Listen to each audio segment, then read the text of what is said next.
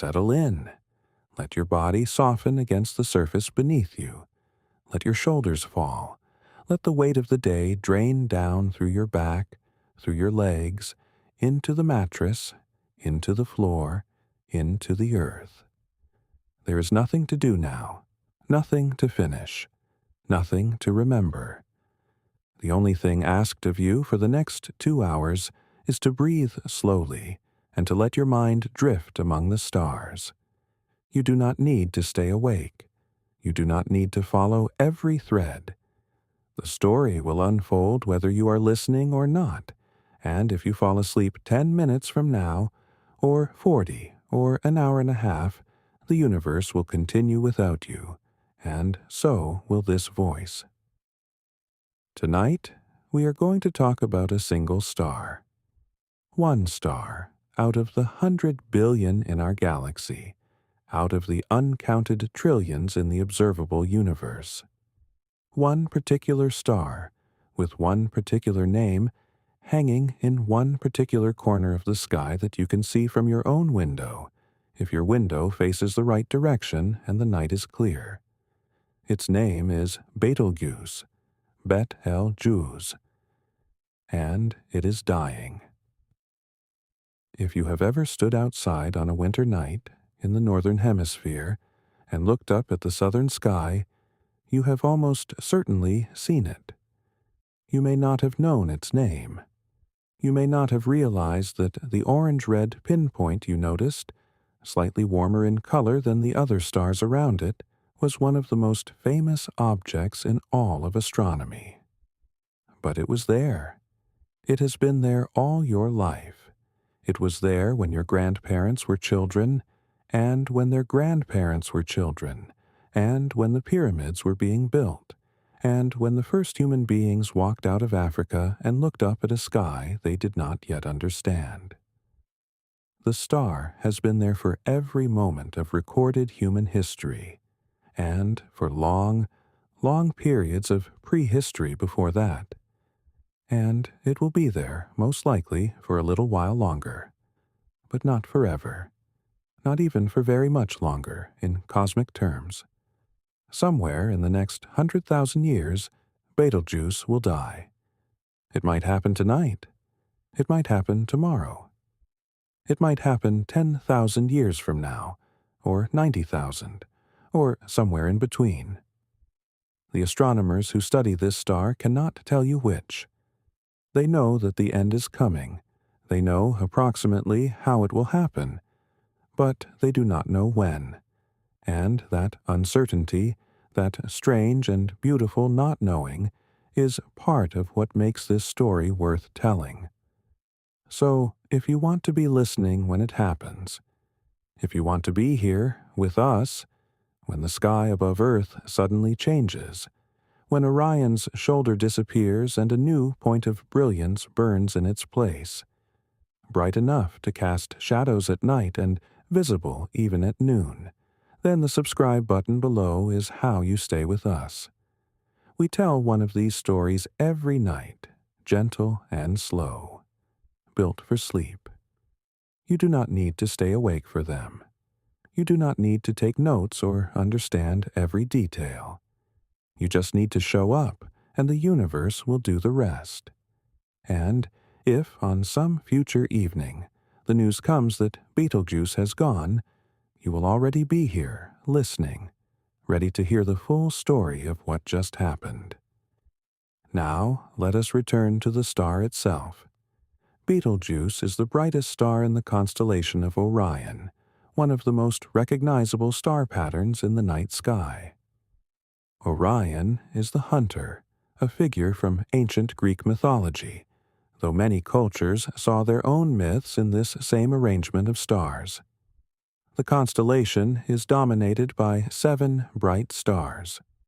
3 of them form a nearly straight line in the center, the famous Belt of Orion, made up of the stars Al-Nitak, Al-Nitak, Al-Nilam, Al-Nilam, and Mintaka, Min-tu-ku.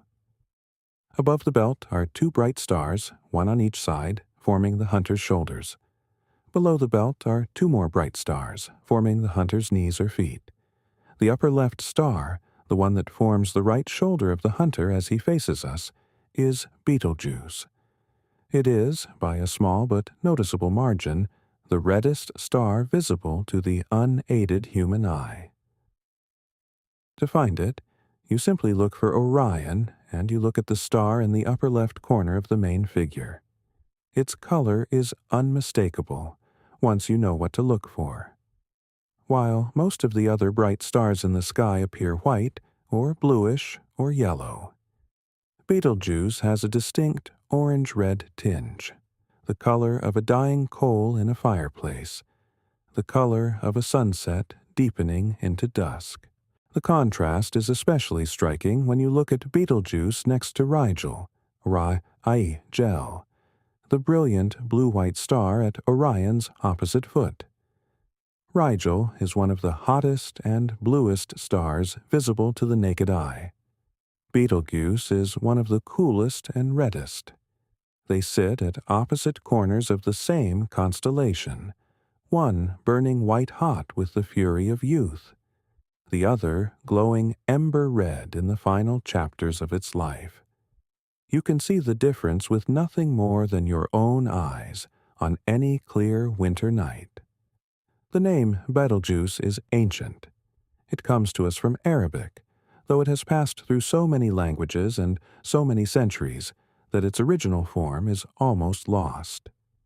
The Arabic phrase was Yad al-Jauzā, Yhd al-Jauzā, which means roughly the hand of al-Jauzā, where al-Jauzā was an old Arabic name for a figure in the sky that roughly corresponds to what we now call Orion, though the exact identification is debated by scholars of ancient astronomy.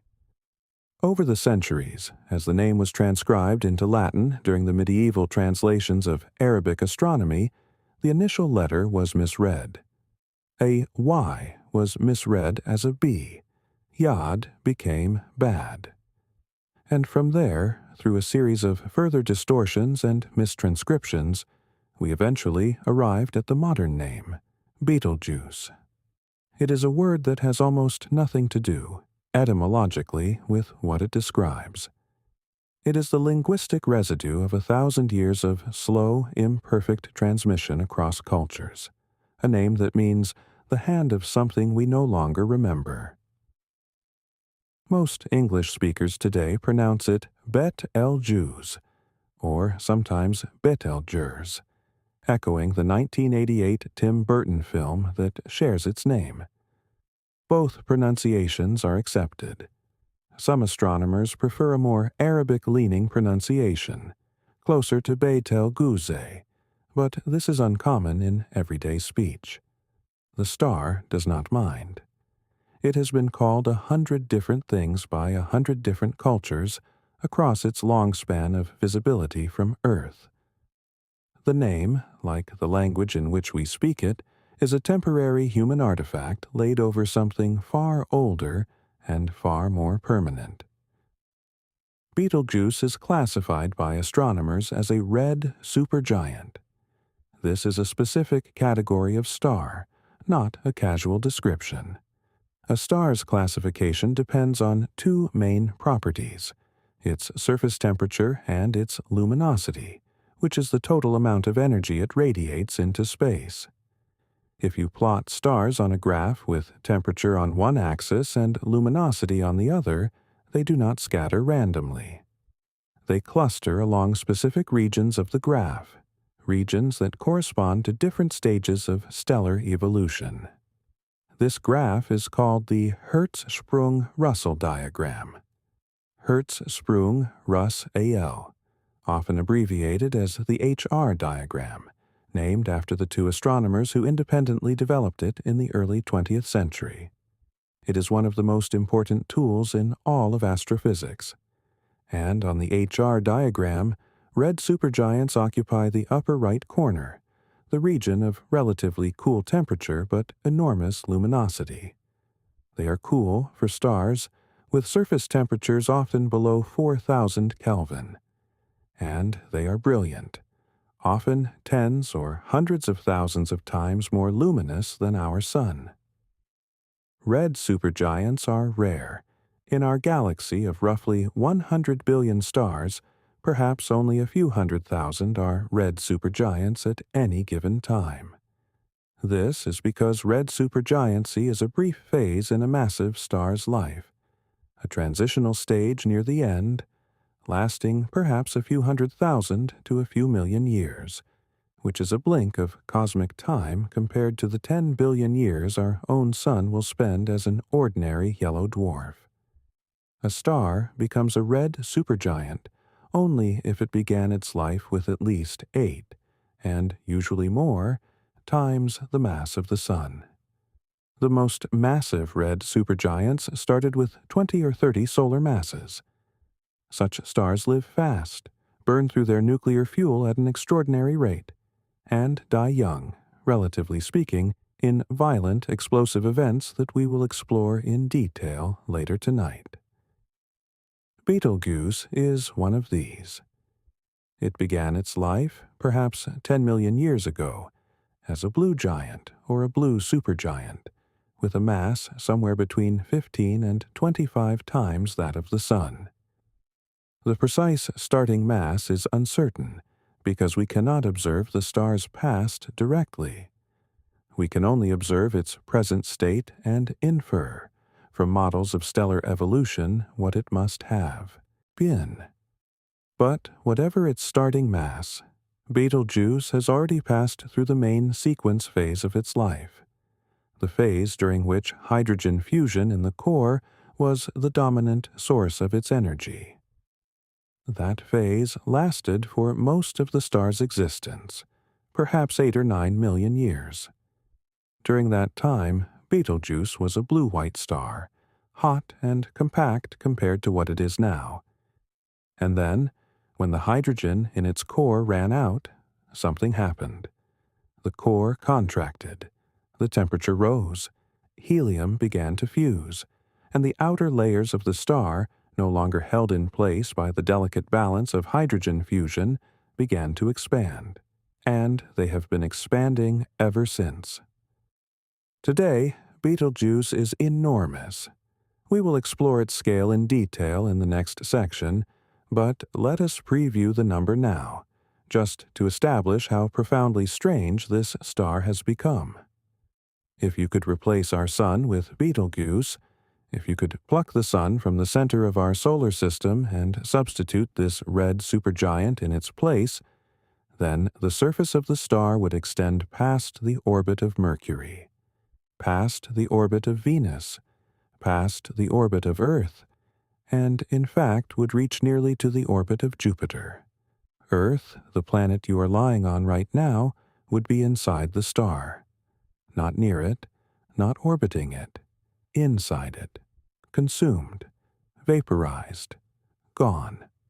The light from the edge of Betelgeuse takes nearly 2 hours to cross the diameter of the star.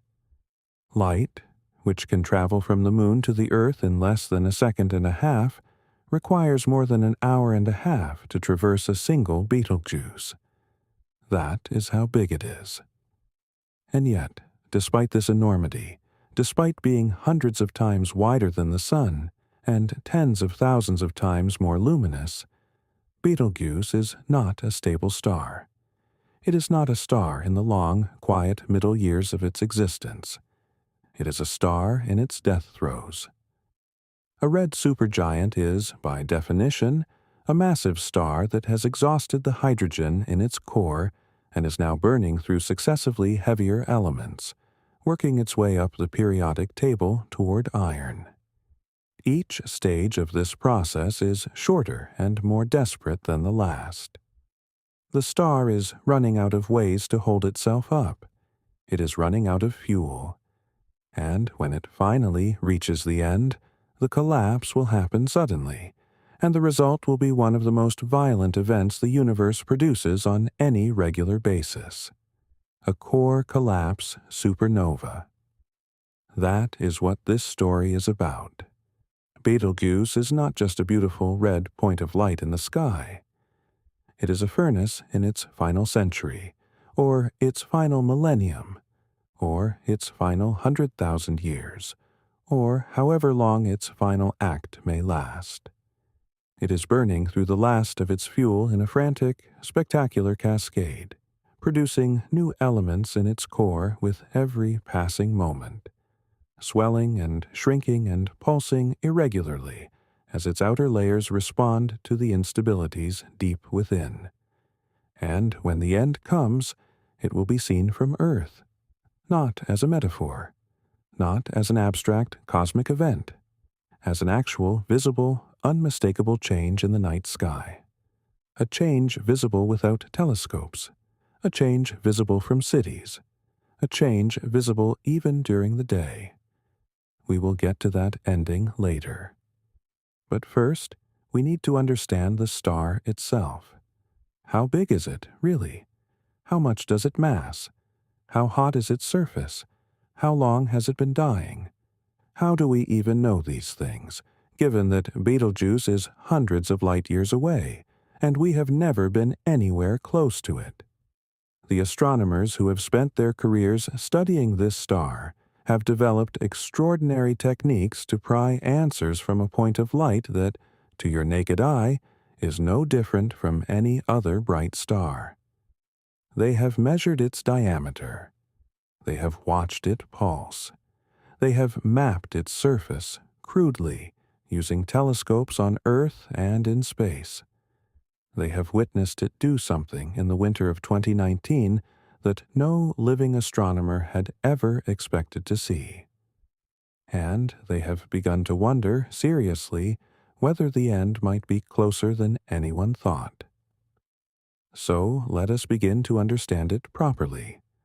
Let us talk about the true scale of Betelgeuse, the numbers that describe its size and mass and luminosity, and the methods by which we have come to know them. Because before we can appreciate what its death will look like, we need to understand what it is, right now, burning red and silent above you tonight, 642 light-years away, in the constellation of the Hunter. Before we go there, one more thought about distance. 642 light-years is a number that slides past easily. Let us slow it down. A light-year is the distance that light travels in a year, moving at 300,000 kilometers per second. In 1 second, light crosses about 7.5 times the circumference of the Earth. In 1 minute, it travels roughly 18 million kilometers, farther than any human-made object has ever been sent in the inner solar system. In 1 hour, it travels about 1 billion kilometers, roughly the distance from the Sun to Saturn. In 1 year, it travels roughly 9.5 trillion kilometers. And in 642 years, the distance to Betelgeuse, light travels about 6 quadrillion kilometers. 6,000 trillion. It is a number that is, in a very real sense, incomprehensible. To put it another way, if you could travel at the speed of light, the fastest anything in the universe is allowed to move, it would still take you more than 6 centuries to reach Betelgeuse. If you left today at the speed of light, you would arrive somewhere around the year 2668. And the people of Earth, watching your departure, would see you shrinking into the distance for the first few light days before you were too far to follow. And then they would simply wait, knowing that they would never hear from you again, because even a radio message sent back at the speed of light would take another 6 centuries to return. A single round trip, at light speed, would take 1,300 years. There is no real sense in which Betelgeuse can ever be visited. It exists at a distance that is effectively infinite for any practical purpose, and yet it is only the 2,000th closest star. There are hundreds of closer stars. Betelgeuse is, by cosmic standards, a neighbor. And still it is 642 light-years away, and that is how far the light of its eventual death will have to travel before we witness it. Section 2. The True Scale. The first thing to understand about Betelgeuse is that you cannot understand it. Not really.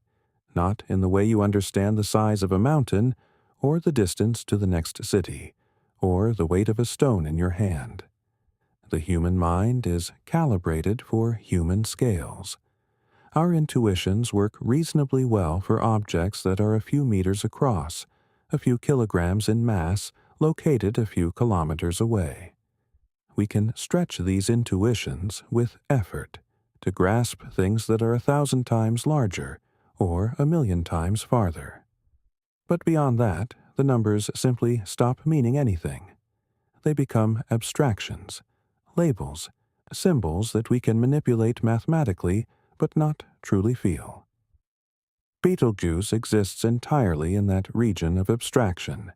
Its size, its mass, its brightness, all of them are so far beyond the scale of human experience that even astronomers, who work with such numbers every day, often pause when they try to describe them. So what we will do, in this section, is move slowly.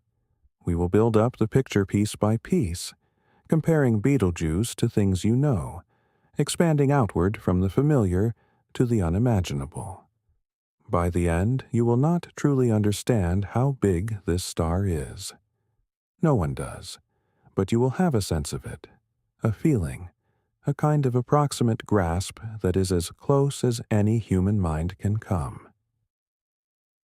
Let us start with the Sun, which is the biggest object you have ever seen with your own eyes. The Sun has a diameter of roughly 1.4 million kilometers.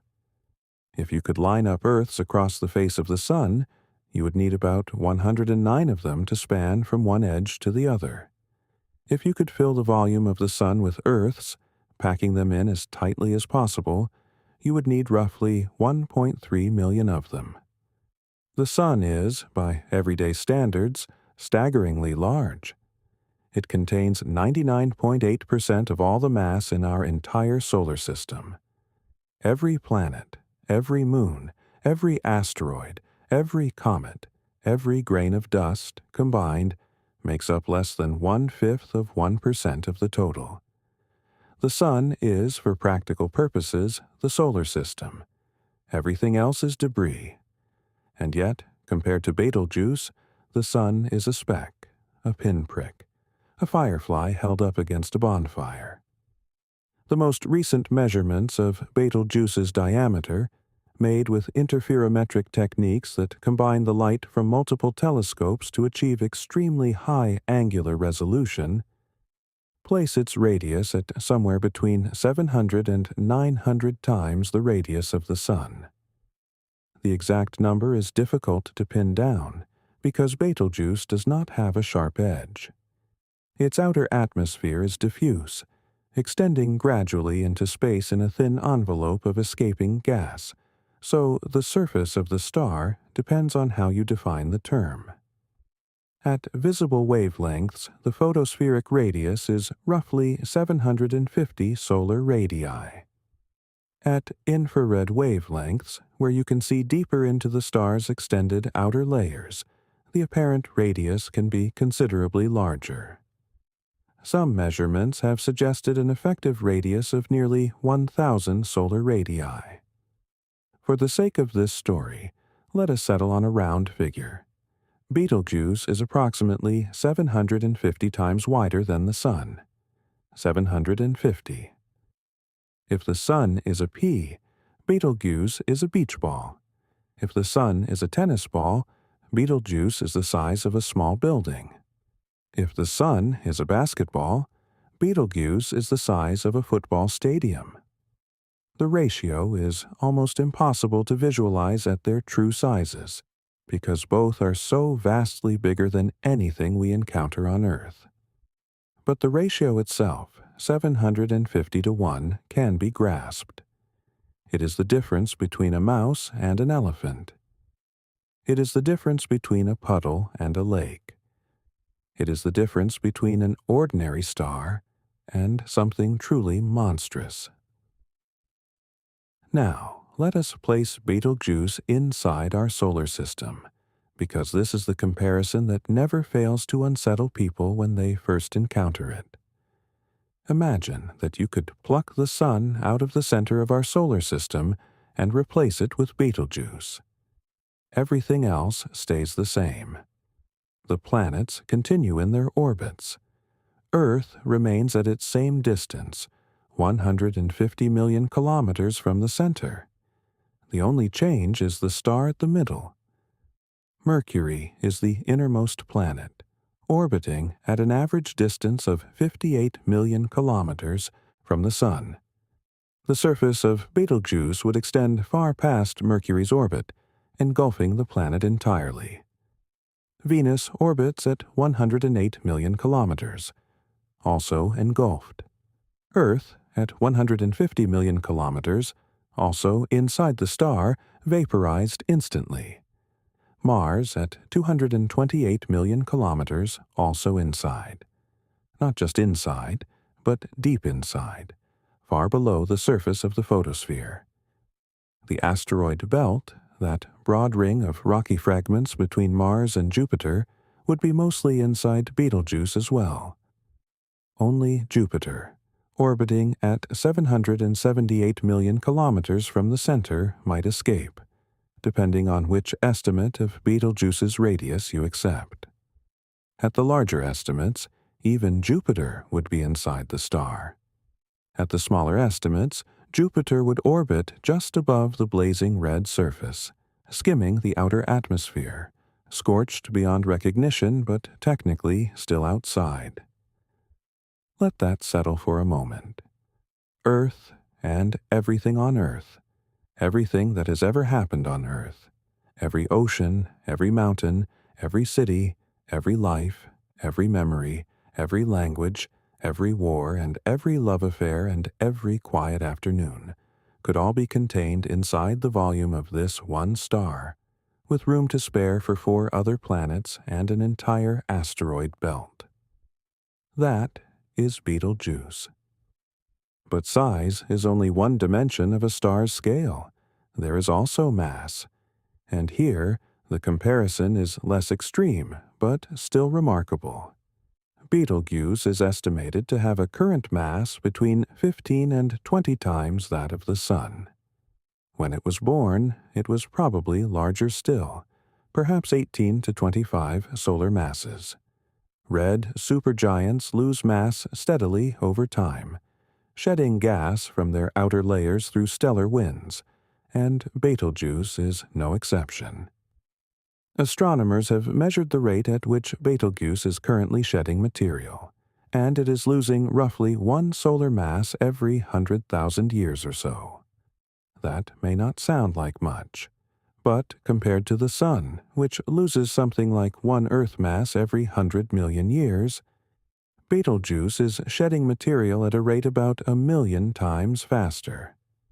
The star is not only dying, it is actively dissolving, the way a sugar cube dissolves in hot water, though in Betelgeuse's case the dissolution takes tens of thousands of years instead of a few seconds. Despite this mass loss, Betelgeuse remains a heavyweight. 15 to 20 solar masses is enough to guarantee a violent end. Any star above about 8 solar masses will eventually undergo a core collapse supernova at the end of its life. Betelgeuse is well above that threshold. Its fate is sealed. The only question is timing. Now, let us talk about luminosity, which is the total amount of energy the star radiates per second in all directions.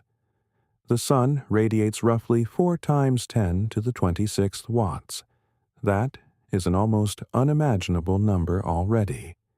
400 septillion watts, or 400 billion kilowatts every second, for 4.5 billion years and counting.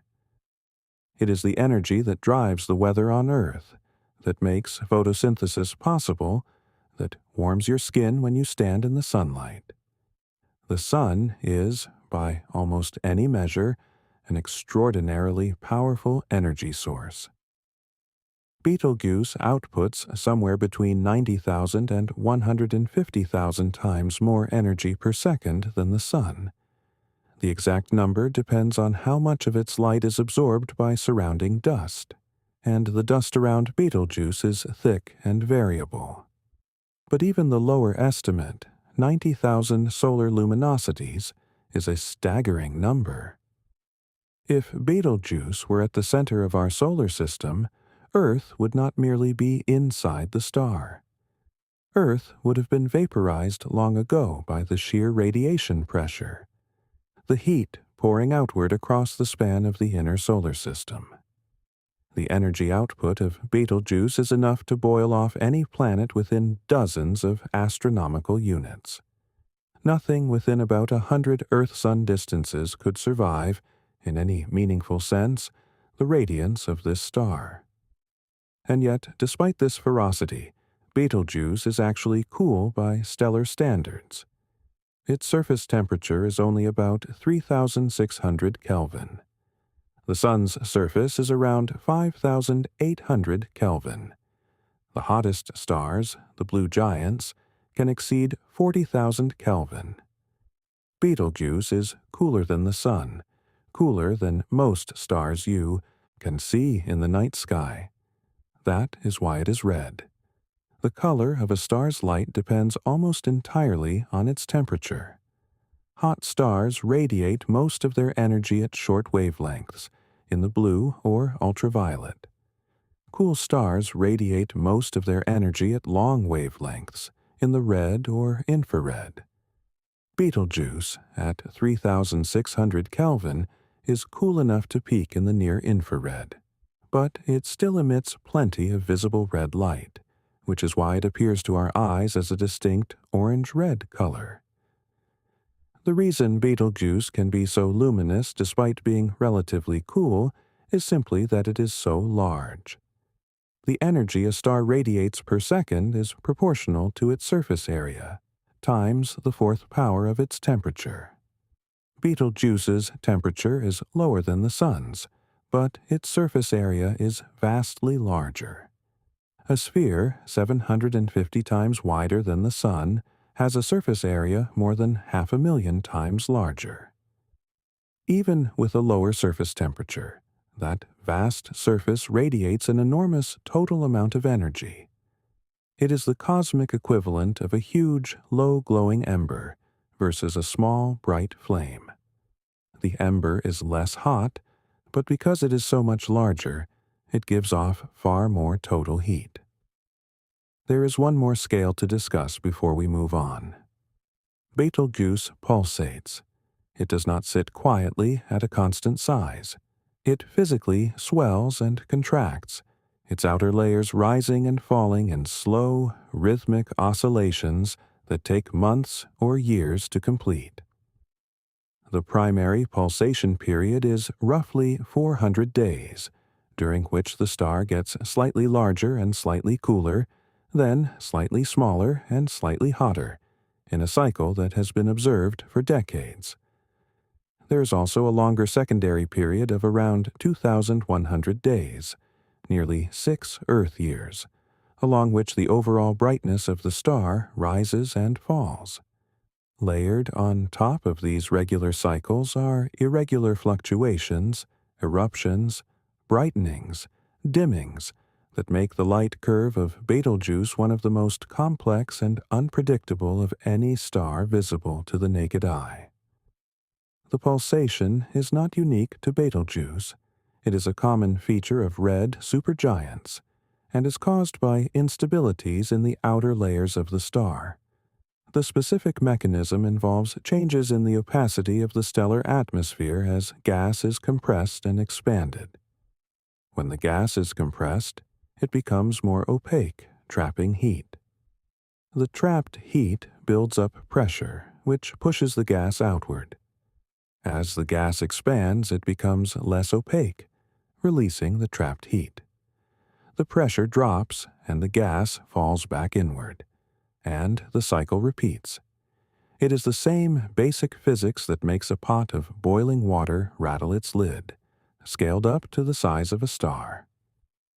But there is something unusual happening on the surface of Betelgeuse that is not seen on most other stars.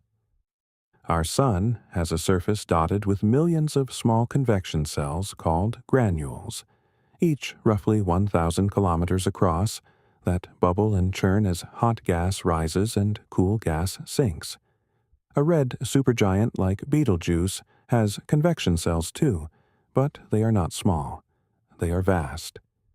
Direct images of Betelgeuse's surface, taken with interferometric arrays, have revealed that the star is dominated by perhaps only 3 or 4 enormous convection cells, each roughly the size of the orbit of Earth around the Sun.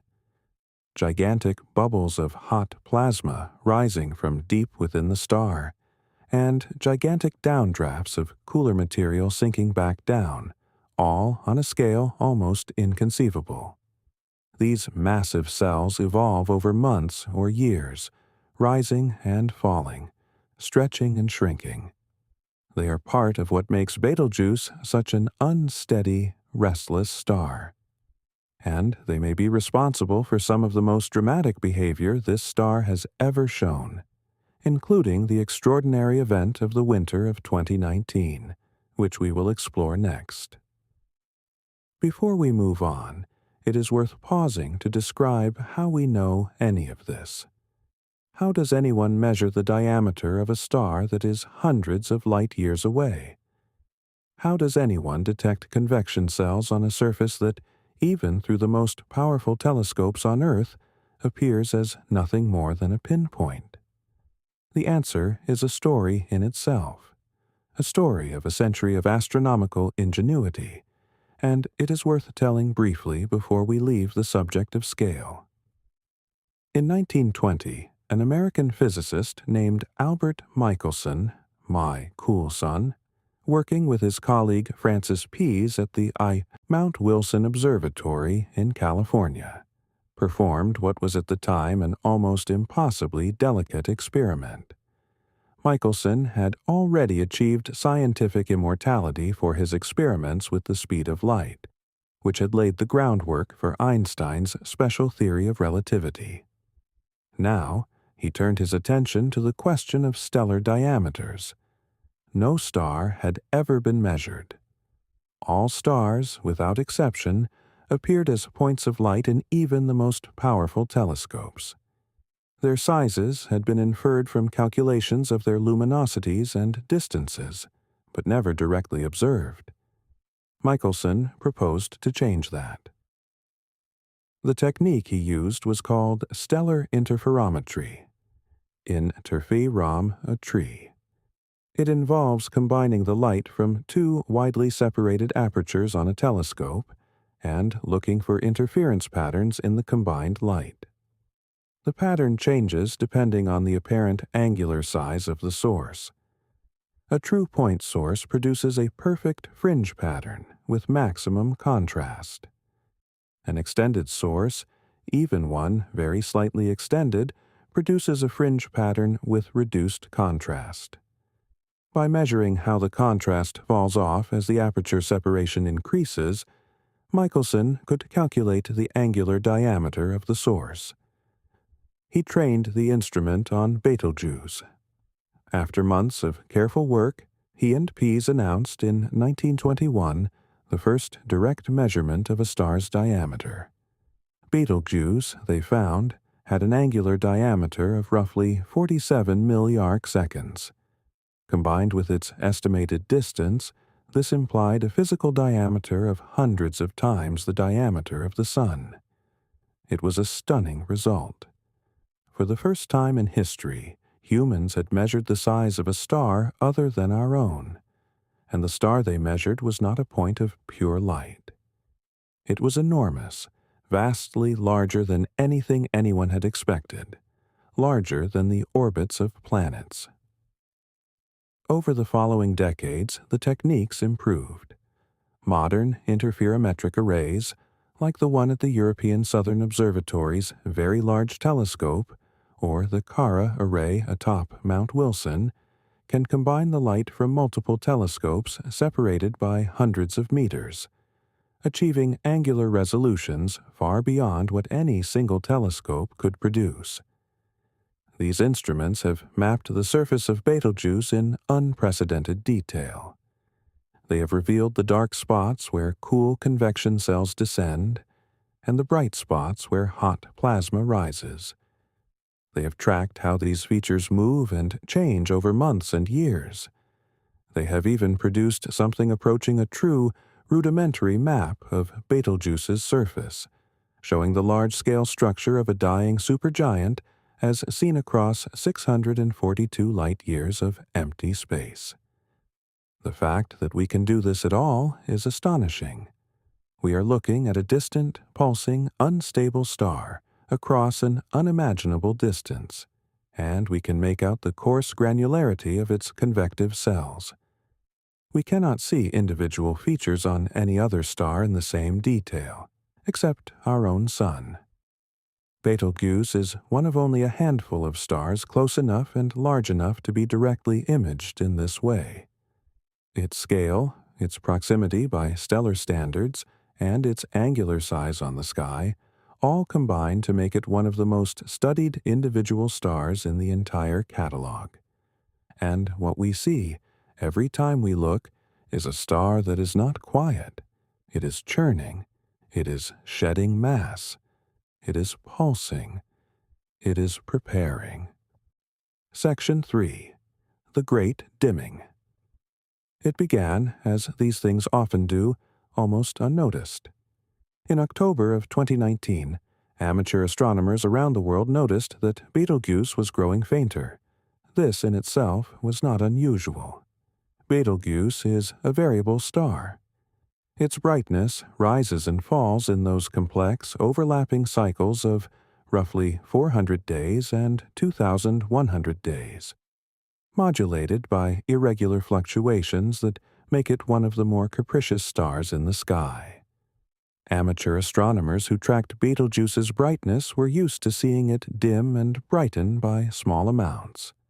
1/10 of a magnitude here, 2/10 there. Nothing dramatic, nothing that would make the news. But this time, the dimming did not stop. Through the end of October, through November, through December, the star kept fading. By late December, it had dropped well below its normal minimum. By mid-January, it had fallen to magnitude 1.5, meaning it had become about 40% as bright as it usually appeared at its typical maximum. To put that in context, Betelgeuse in normal conditions is typically the 10th brightest star in the entire night sky.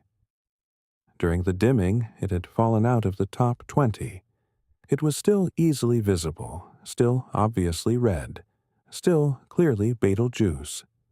But it was dimmer than any living astronomer could remember it being. By February of 2020, the situation had become remarkable enough that major observatories around the world had turned their instruments toward Orion. The star had dropped to about 1/3 of its usual brightness. It was the dimmest Betelgeuse had been in over a century of systematic observation, possibly the dimmest in recorded astronomical history, and it was still falling. Speculation began to spread, in scientific circles and in the general press, about whether something truly extraordinary might be happening. Was Betelgeuse about to explode? Was this dimming a prelude to supernova? Were we about to witness, with our own eyes, the most spectacular cosmic event of modern times? The honest answer, from astronomers at the time, was, we do not know. No one had ever watched a red supergiant closely enough for long enough to understand what the signatures of an imminent supernova would look like. The theoretical models offered little guidance. Some models suggested that a massive star might dim in the final years or decades before collapse, as its core ran out of fuel and its outer layers responded with chaotic behavior. Other models suggested that the terminal phase would be marked by brightening, not dimming, as mass loss accelerated and the star shed its outer layers. The truth was, no one had the data to be sure. Betelgeuse was giving us the first up-close view of a red supergiant possibly behaving unusually near the end of its life, and we did not know how to read what it was showing us. The Hubble Space Telescope was pointed at Betelgeuse repeatedly during this period. Hubble, unlike Earth-based telescopes, operates above the atmosphere, so its images do not suffer from the blurring caused by turbulent air. This makes it possible to resolve features on the surface of nearby giant stars that would be impossible to see from the ground. What Hubble saw was revealing. In the months leading up to the dimming, and during the dimming itself, Hubble's ultraviolet observations showed a massive surge of hot, dense material rising from Betelgeuse's southern hemisphere. Then, over the following weeks and months, the material moved outward, away from the star, cooling as it went. Meanwhile, the Very Large Telescope, or VLT, a set of 4 enormous telescopes in the Atacama Desert of Chile, was taking direct images of Betelgeuse's surface. These images, made using a technique called polarimetric imaging, showed something startling. The star's southern hemisphere had darkened. Specifically, the lower right portion of Betelgeuse, as seen from Earth, had become noticeably dimmer than the upper left portion. The star was not dimming uniformly. It was dimming asymmetrically, with one side of its surface darkening more dramatically than the other. This was a crucial clue. 2 main hypotheses emerged to explain the dimming. The first hypothesis was that Betelgeuse had ejected a large plume of gas from its surface. As this plume moved outward, it cooled. Cooling gas from a red supergiant, rich in carbon and silicate compounds, is prone to forming dust, grains. The plume, in this hypothesis, had condensed into a cloud of dust that was now floating between us and the star, blocking part of its light. This would explain the asymmetry, because the dust would only block light from the part of the star that happened to be behind it, not from the star as a whole.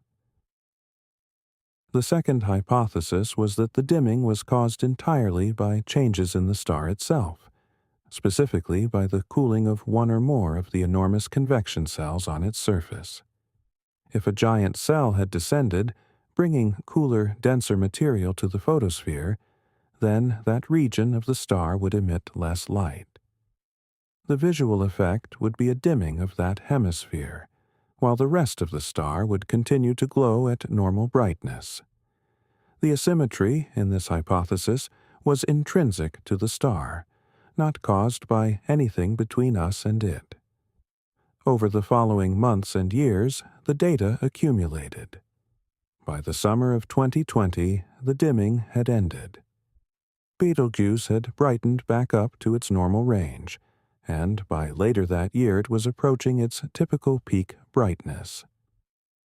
Astronomers were able to look back at the full sequence of events with the benefit of new observations and new analyses. And the conclusion that emerged was that both hypotheses had been partly right. It appeared that a convective upwelling had brought hot, dense material to the surface of Betelgeuse. This material was then ejected into space, cooling as it moved outward. As it cooled, it condensed into dust. The dust cloud obscured a part of the star for several months, producing the visible dimming. When the dust eventually dispersed enough, or drifted out of our line of sight, the star returned to its normal appearance.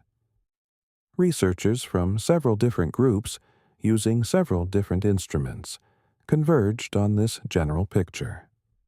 The mass of the ejected material was estimated to be a significant fraction of Earth's mass, perhaps a few Earth masses, possibly as much as 15 Earth masses. A chunk of the star, equivalent in mass to entire small planets, had been coughed up and thrown into space. It had cooled and formed dust, and that dust had temporarily dimmed the star's apparent brightness as seen from Earth. The event became known as the Great Dimming of 2019 to 2020, and it prompted a surge of scientific interest in Betelgeuse that has continued ever since. If you are still listening, thank you. Most are not by now. The universe rewards patience. Stars spend 10 million years preparing for a single second of collapse, and they do not announce themselves in advance. They dim, or they flicker, or they pulse in ways that are hard to read, and only with enough time and enough observations do we begin to understand what they were doing. This channel is built the same way. One story at a time, gentle and slow, patient with its listener and with itself. If you want to hear the next story, or the one after that, the subscribe button is there when you are ready. No hurry, the stars will keep burning either way. The Great Dimming was remarkable for several reasons. Scientifically, it provided the first direct evidence that red supergiants can eject massive, discrete chunks of their outer layers on relatively short timescales. The event was not a gradual stellar wind. It was not a slow, steady mass loss of the kind that had long been observed in red supergiants. It was a large, sudden ejection, more like a cosmic burp, a hiccup from deep within the star that propelled Earth masses of material out into space in a matter of weeks. The physics of how and why this happened is still being worked out. Convection models, combined with the pulsation behavior of the star and the complex magnetic fields that may exist in its outer layers, probably all play a role. But no single theoretical model perfectly reproduces everything that was observed. Culturally, the Great Dimming was also remarkable for the speculation it generated. For several months in early 2020, as the world was also beginning to grapple with the first waves of a global pandemic, there was a real, serious discussion in scientific and public circles about whether Betelgeuse might be about to go supernova. If it had, the event would have been one of the most significant in human history. A visible supernova, bright enough to cast shadows, bright enough to be seen during the day. The last such event was SN 1006, over 1,000 years ago. The last galactic supernova visible in the modern era was SN 1604, the so-called Kepler's supernova, which occurred 422 years ago at the time of this recording. To have another one, right there in Orion, right at the shoulder of the Hunter, would have been something no one alive had ever witnessed. But Betelgeuse did not explode. It dimmed, and then it brightened, and then it went back to its normal restless behavior. Then, in 2023, it dimmed again, less dramatically than the first time, but still unusually. This second dimming has been interpreted as part of the longer-term pulsation cycle, combined with additional mass loss events, and it has given astronomers more data to refine their models. But it has not resolved the fundamental uncertainty. No one knows with any real precision where Betelgeuse is in the last stages of its life. There are two broad schools of thought on this question. The first school holds that Betelgeuse is still relatively far from its supernova explosion. In this view, the star is probably still burning helium in its core, which is the second of the 7 main fusion stages a massive star goes through. Helium burning typically lasts several 100,000 years. In this scenario, Betelgeuse has at least 100,000 years, possibly several 100,000 before its end. The dimming of 2019 to 2020, in this view, was a dramatic but not especially meaningful event, the kind of behavior that red supergiants exhibit throughout their lives. The second school holds that Betelgeuse might be much closer to the end.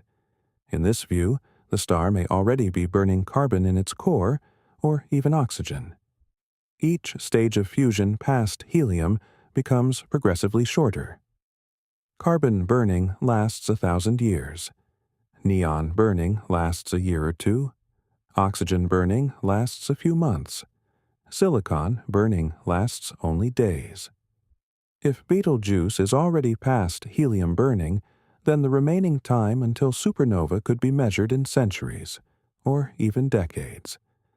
The dramatic mass loss events we have observed might be the star's response to the increasing instabilities of its final phases. No one can currently say which school is correct. The core of Betelgeuse is invisible to us.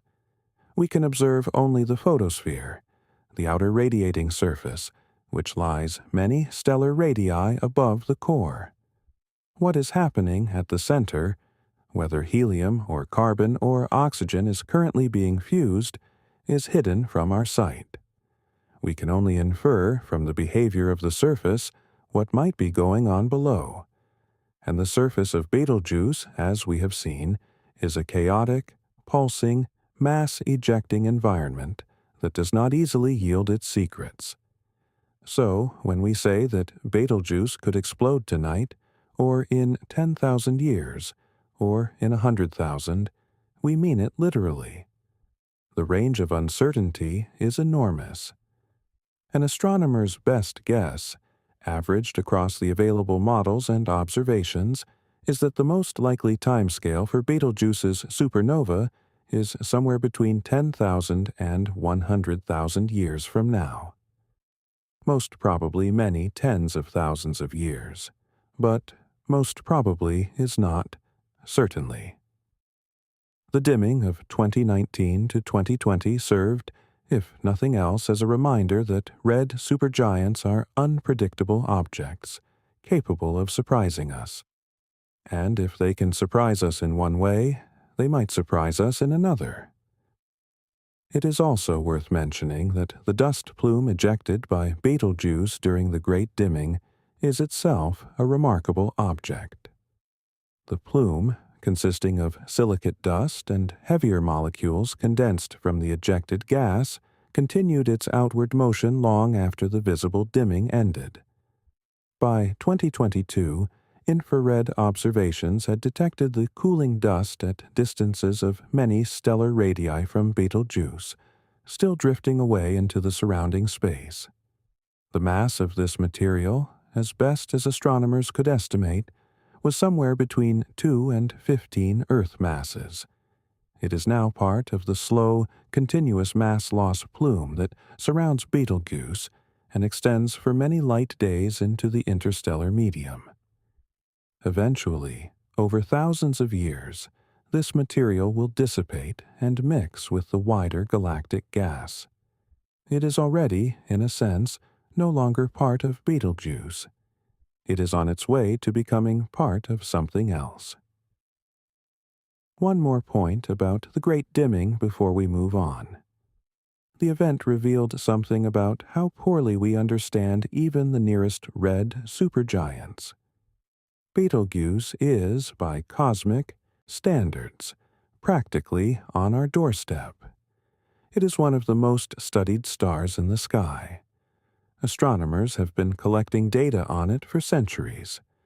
And yet, when the dimming happened, no one knew what was going on. The explanations emerged only after months of intensive observation and analysis. Our models of red supergiants are clearly incomplete.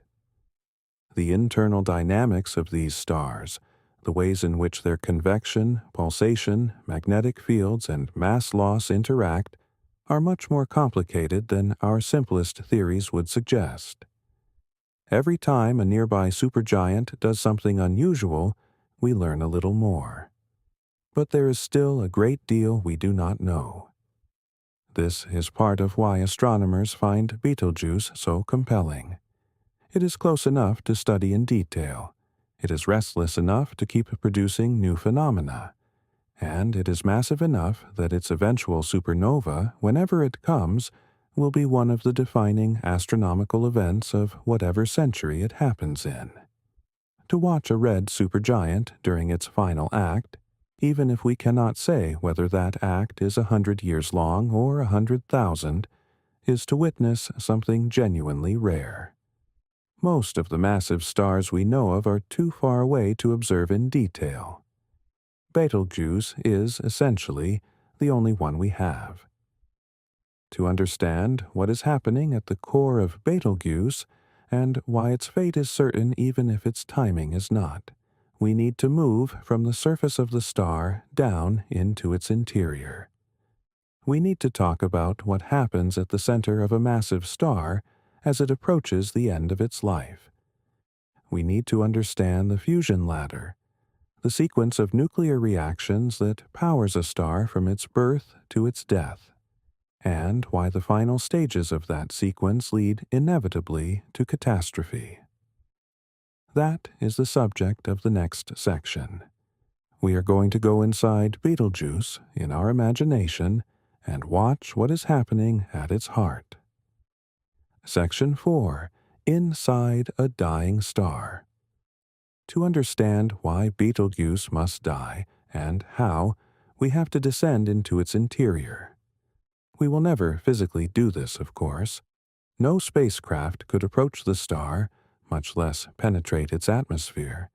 The temperature at the surface is too hot for any material we know of to survive, and the gravity and radiation pressure would crush and vaporize anything long before it reached the interior.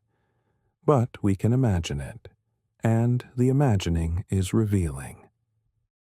Let us start at the surface. The photosphere of Betelgeuse, that outer layer of plasma that emits the light we see from Earth, has a temperature of roughly 3,600 Kelvin. It is a cool surface by stellar standards, but still 3,600 degrees Celsius, about 4 times hotter than molten lava.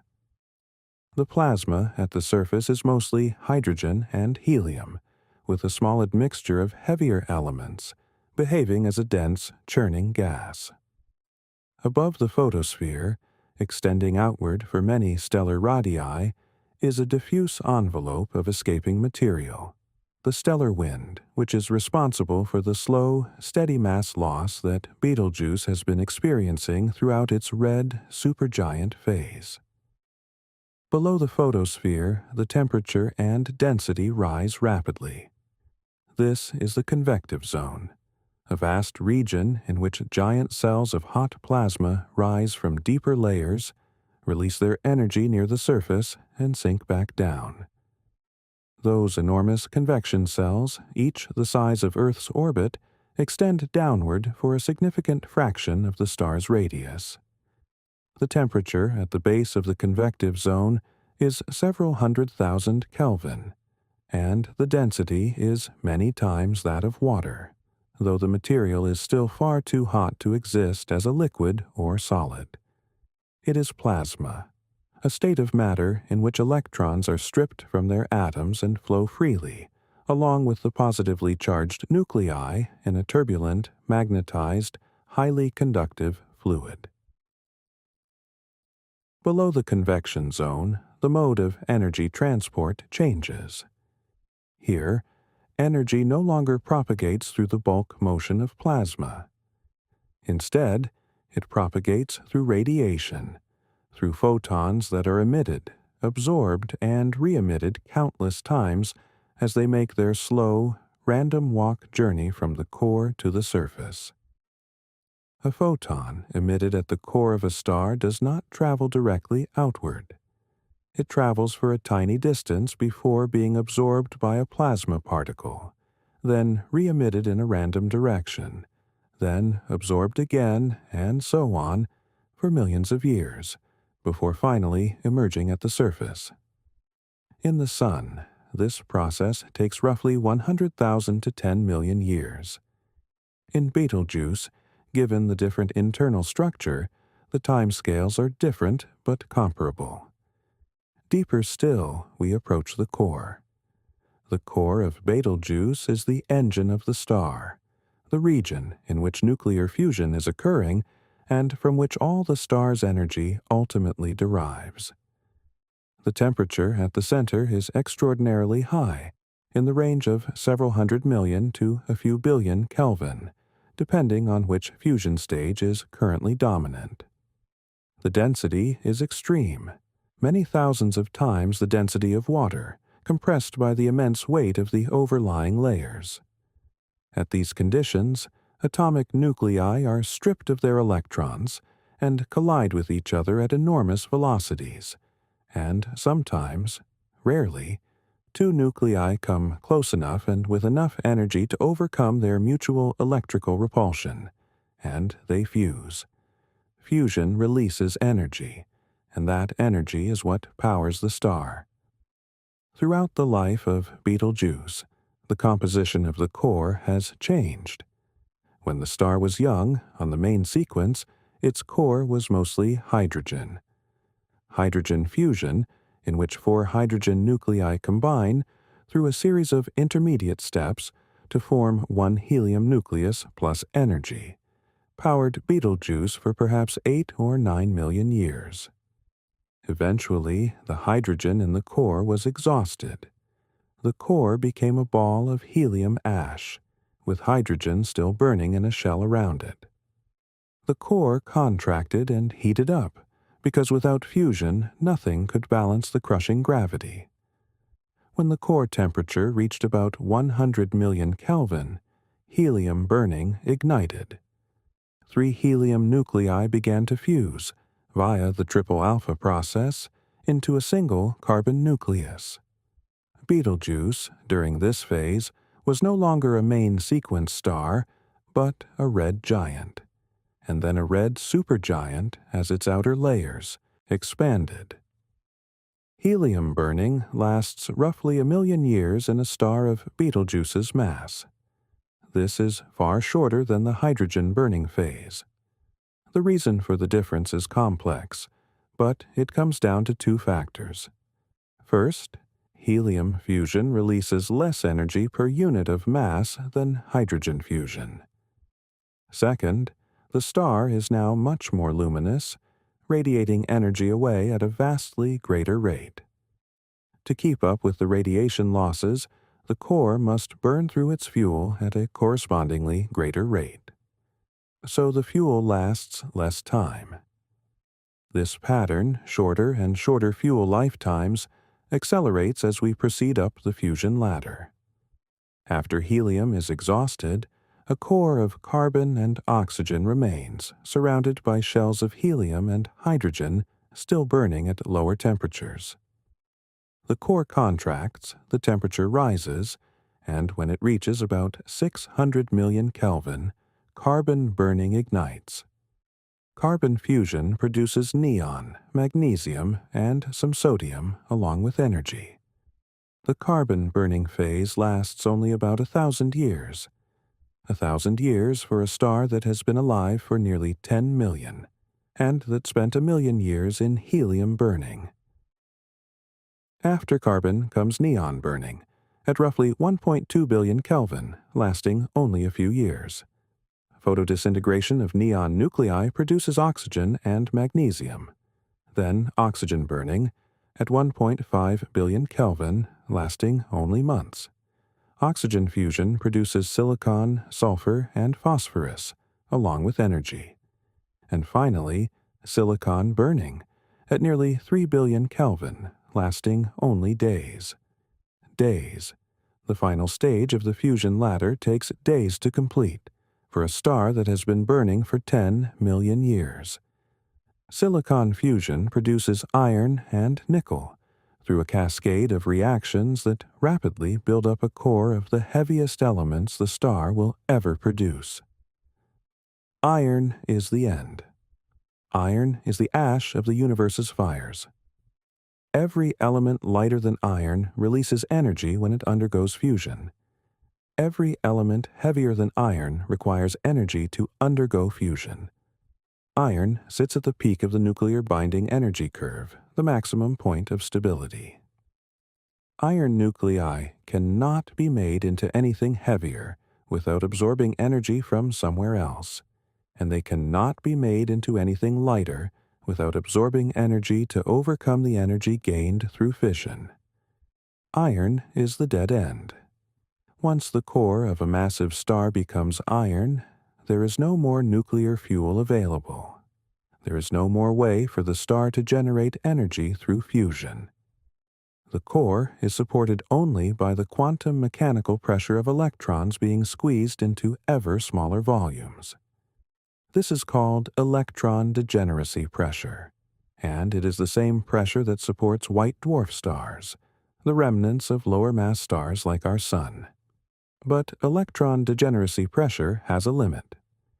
In 1930, a young Indian astrophysicist named Subramanian Chandrasekhar, Subramanian Chandrasekhar, working aboard a steamship as he traveled from India to England for graduate study at Cambridge, calculated that electron degeneracy pressure could support a stellar core only up to a certain maximum mass, roughly 1.4 times the mass of the Sun. Above that mass, which we now call the Chandrasekhar limit, the electrons can no longer resist gravity. They are pushed to relativistic velocities, and once they are moving at a significant fraction of the speed of light, they can no longer increase their speed proportionally with increasing pressure. The degeneracy pressure saturates, and when gravity continues to push inward, there is nothing left to push back. When the iron core of Betelgeuse reaches the Chandrasekhar limit, the star's fate is sealed. The core will collapse, and the collapse will be, by any human measure, almost instantaneous.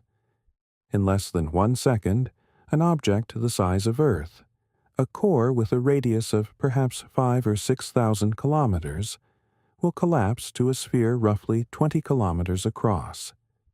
The material at the edge of the collapsing core will be falling inward at a significant fraction of the speed of light. The density will increase by many orders of magnitude. The temperature will climb to tens of billions of Kelvin. And something extraordinary will happen to the matter itself.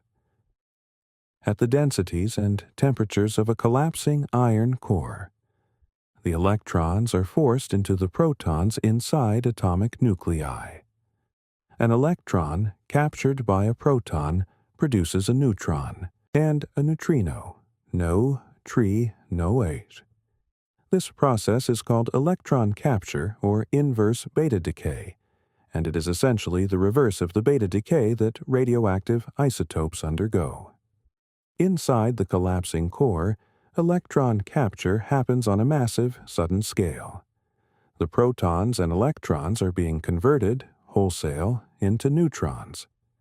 And each electron capture produces one neutrino. The total number of neutrinos produced in a core collapse supernova is astronomical. Literally astronomical. Roughly 10 to the 58th power. 100 billion trillion trillion trillion trillion trillion neutrinos, released in a fraction of a second. Neutrinos are strange particles. They carry energy and momentum, but they barely interact with ordinary matter at all. Trillions of neutrinos from the Sun are passing through your body right now, as you lie here, and none of them will be absorbed. They pass through the entire Earth as if it were not there, almost all of them emerging on the other side unaffected. This is why neutrinos are so hard to detect. We have built enormous, sensitive detectors, like Super Kamiokande in Japan and Ice Cube at the South Pole, containing thousands of tons of water or ice, precisely in order to catch the tiny fraction of neutrinos that do happen to interact. Most neutrinos pass through our detectors, as through everything else, completely unnoticed. But in a core collapse supernova, the neutrino flux is so enormous that even the weakest interaction becomes significant. The neutrinos carry away roughly 99% of the total energy released by the collapse. They pour outward from the collapsing core at the speed of light. And as they pass through the surrounding stellar material, which is also falling inward at high speed, a small fraction of them interact. They deposit energy into the infalling matter. This energy deposition is crucial. It is what drives the supernova explosion. Without the neutrinos, the material falling onto the newly formed neutron star at the center would simply bounce off the dense, hard surface and fall back. The shock wave from the bounce, which initially propagates outward through the infalling layers, would lose energy and stall before reaching the outer layers of the star. There would be no explosion. The entire star would collapse into a black hole quietly without any visible display. But with the neutrinos, something different happens. The neutrinos re-energize the stalled shock wave. They deposit enough energy behind it to restart its outward motion. The shock wave, now amplified by neutrino heating, continues outward, plowing through the star, ripping it apart from the inside. This is the moment of the supernova. The moment when the outer layers of Betelgeuse will be blown into space at velocities of tens of thousands of kilometers per second. When the core of the star, now a neutron star 20 kilometers across, will be left behind, spinning rapidly, beginning its long existence as the stellar remnant. When the light from the explosion, slightly delayed behind the neutrino burst, will begin to propagate outward toward Earth, toward whoever is looking up at the moment the wave front arrives, toward a night sky that will, for months and years to come, look different than it has at any point in human history. Let us walk through the final sequence in more detail, because the numbers are so extreme that they are worth lingering over. Consider the silicon burning phase, the very last stage of nuclear fusion before the core becomes iron and everything ends. Silicon burning does not simply fuse two silicon nuclei together. The temperatures required for that direct reaction would be far higher than even the most advanced stellar core can achieve. Instead, what happens is more subtle and more beautiful. At 3 billion Kelvin, the gamma-ray photons in the core are energetic enough to break silicon nuclei apart, a process called photodisintegration. The broken-off fragments, mostly helium nuclei or alpha particles, then combine with other silicon nuclei to form sulfur, argon, calcium, titanium, chromium, and eventually iron and nickel. It is a complex cascade involving dozens of different nuclear reactions happening simultaneously, all driven by the immense thermal energy of the core. The products accumulate in the innermost region of the core. Iron, specifically the isotope iron-56, is the end point. Nickel-56 is also produced in large quantities, and it will decay radioactively to iron-56 over the following weeks, if the star does not collapse before the decay completes. During silicon burning, which lasts only a few days, the core of Betelgeuse will accumulate a thick shell of these heavy elements, building up an iron-rich inner core that steadily grows as silicon continues to burn in the surrounding shell. When the iron core reaches the Chandrasekhar limit, the collapse begins. The details of what happens in the first fraction of a second are almost impossible to describe adequately. The core, roughly the size of Earth, collapses in less than a second to something the size of a city. The density at the center rises from about 10 billion grams per cubic centimeter at the onset of collapse to nuclear density, about 300 trillion grams per cubic centimeter at the end.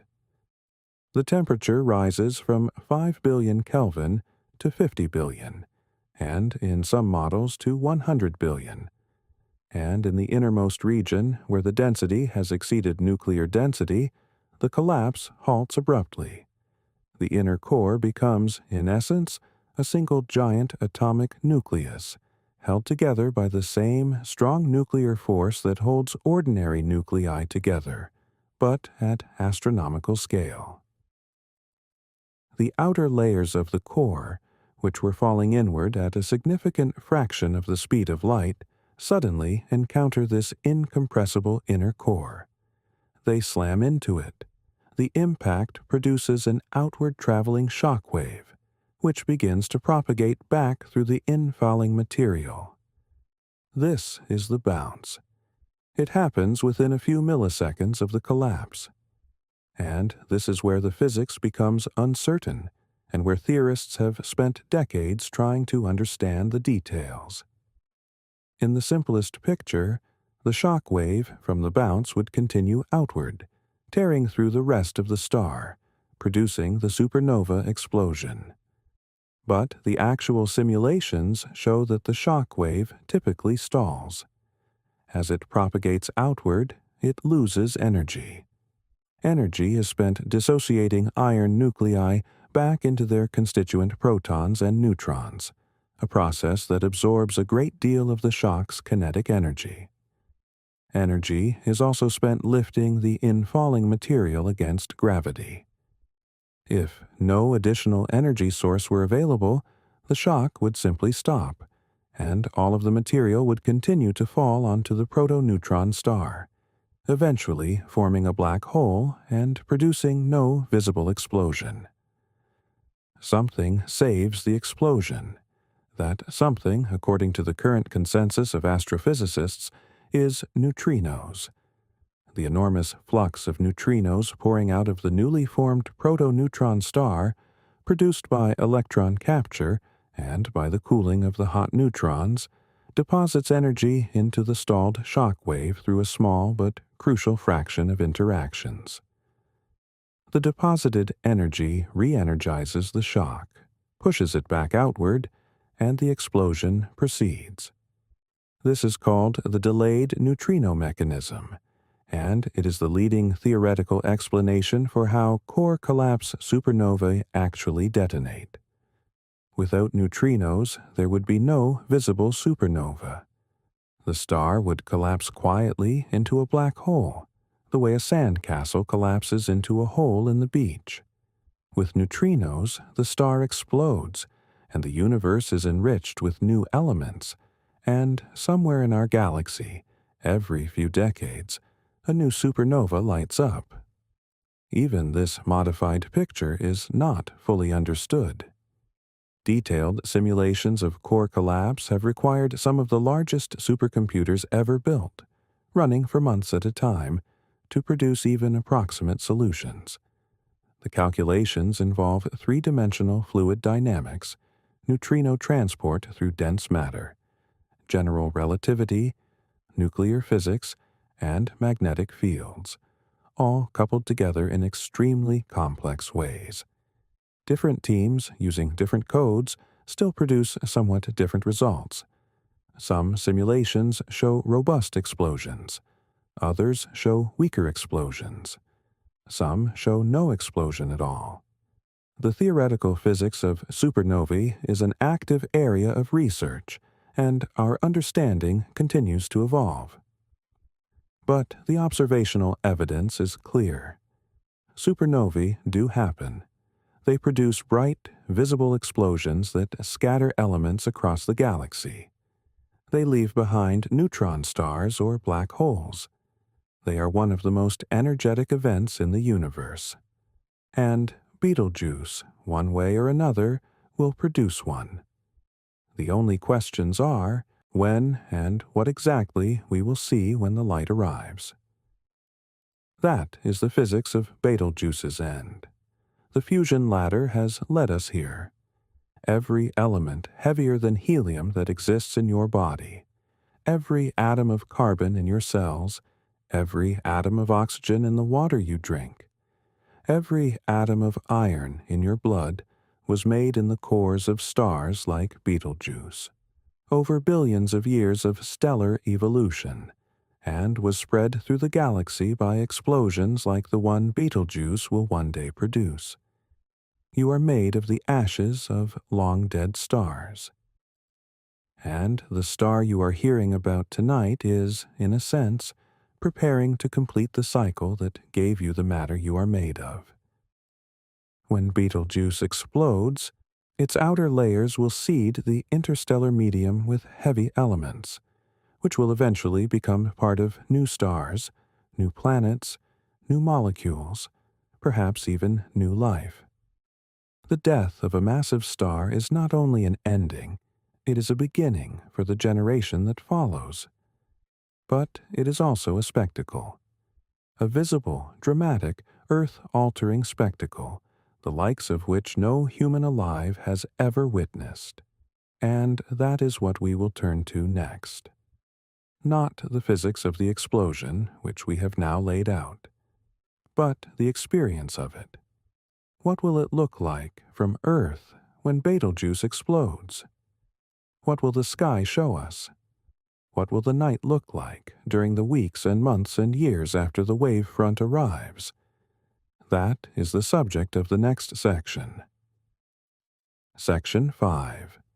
The night the sky changes. Imagine, if you can, a completely ordinary evening. It does not matter when. A winter evening, perhaps. The year might be tonight. It might be a century from now. It might be 50,000 years in the future. The details are different, but the basic scene is the same.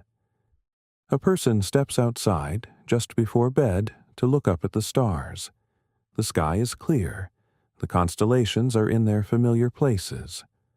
Orion is rising in the east or setting in the west, depending on the time of night and the season. The hunter is there, as always, and on the hunter's right shoulder, as every star watcher knows, is a red point of light called Betelgeuse. Except, on this particular night, Betelgeuse is different. It is brightened, not a little, not twice, not 10 times. It is brightened by a factor of thousands.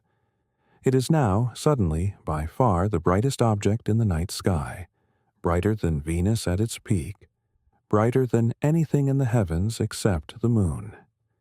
Its color has shifted slightly, from deep red toward a warmer orange-yellow, as the outer layers of the star, heated by the shock wave, radiate across a broader range of wavelengths. It is, to the person stepping outside, unmistakable. Something has happened to that star.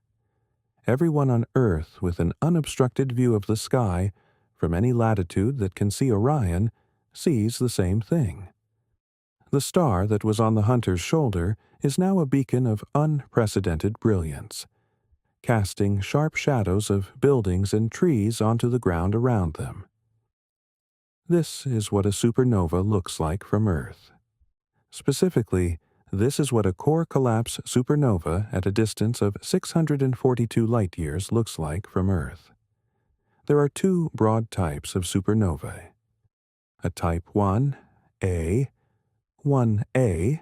supernova occurs when a white dwarf star accumulates too much mass from a companion and undergoes a thermonuclear explosion. Those are not the type Betelgeuse will produce. Betelgeuse, as we have seen, is a massive star that will undergo core collapse at the end of its life. The explosion that follows is a Type 2 supernova, sometimes with subtypes depending on the specific properties of the outer layers at the time of collapse. Because Betelgeuse still retains a hydrogen envelope, it will most likely produce a Type 2p supernova, the P standing for plateau, referring to the shape of the brightness curve in the aftermath of the event. At peak brightness, A typical Type 2P supernova at Betelgeuse's distance would have an apparent visual magnitude somewhere between -11 and -12. This is difficult to visualize without context, so let us provide some. The full moon has an apparent magnitude of about -13. Venus, at its brightest, has an apparent magnitude of about -4.8. Sirius, the brightest star in the night sky, has an apparent magnitude of about -1.5. Betelgeuse, in its normal state, has an apparent magnitude of about 0.4. A supernova bright Betelgeuse at -12 would be more than 1,000 times brighter than Venus, more than 10,000 times brighter than Sirius, and roughly 20 million times brighter than its normal self. It would be, in short, extraordinary. It would be visible in broad daylight, easily, without any special equipment. You could walk outside at noon on a sunny day, look toward Orion, and see a single point of light hanging in the blue, competing with the sun's glare. At night, it would cast shadows. Not the faint, almost imperceptible shadows of the moon, but real shadows, sharp enough to read by, if you held a book at the right angle. You would not need a flashlight to walk across a yard. The ground would be illuminated, faintly but visibly, by the light of a star that was, on a previous night, just one of thousands visible in the winter sky. This peak brightness would last approximately for a few weeks. The exact duration depends on the mass of the explosion, the amount of material ejected, and the detailed dynamics of the expanding shock wave. After the peak, the supernova would begin to fade, slowly, over a period of months. At the 3-month mark, it might be magnitude -7, comparable to the brightest asteroids visible to amateur astronomers with telescopes, though still easily visible to the naked eye. At the 6-month mark, it might be magnitude -5, roughly as bright as Venus at its brightest. At the 1-year mark, it might be magnitude -2, comparable to Jupiter or Sirius. After 2 or 3 years, it would be magnitude 0, about as bright as the brightest stars in the sky. And after that, the fading would continue, slowly for decades. The specific trajectory of the fade depends on the physics of the radioactive isotopes produced in the explosion. A core collapse supernova synthesizes a substantial amount of nickel-56 through explosive nucleosynthesis in the innermost layers of the expanding ejecta. Nickel-56 has a half-life of about 6 days, decaying to cobalt-56, which has a half-life of about 77 days, decaying to iron-56, which is stable. The radioactive decay of these isotopes releases gamma rays and positrons, which deposit energy into the expanding ejecta and cause it to glow. The luminosity of the supernova in the months after peak is largely powered by this radioactive decay. Over time, as the nickel and cobalt decay away, the available energy diminishes, and the supernova fades. Before the visible light from the supernova reaches Earth, something else arrives first: neutrinos.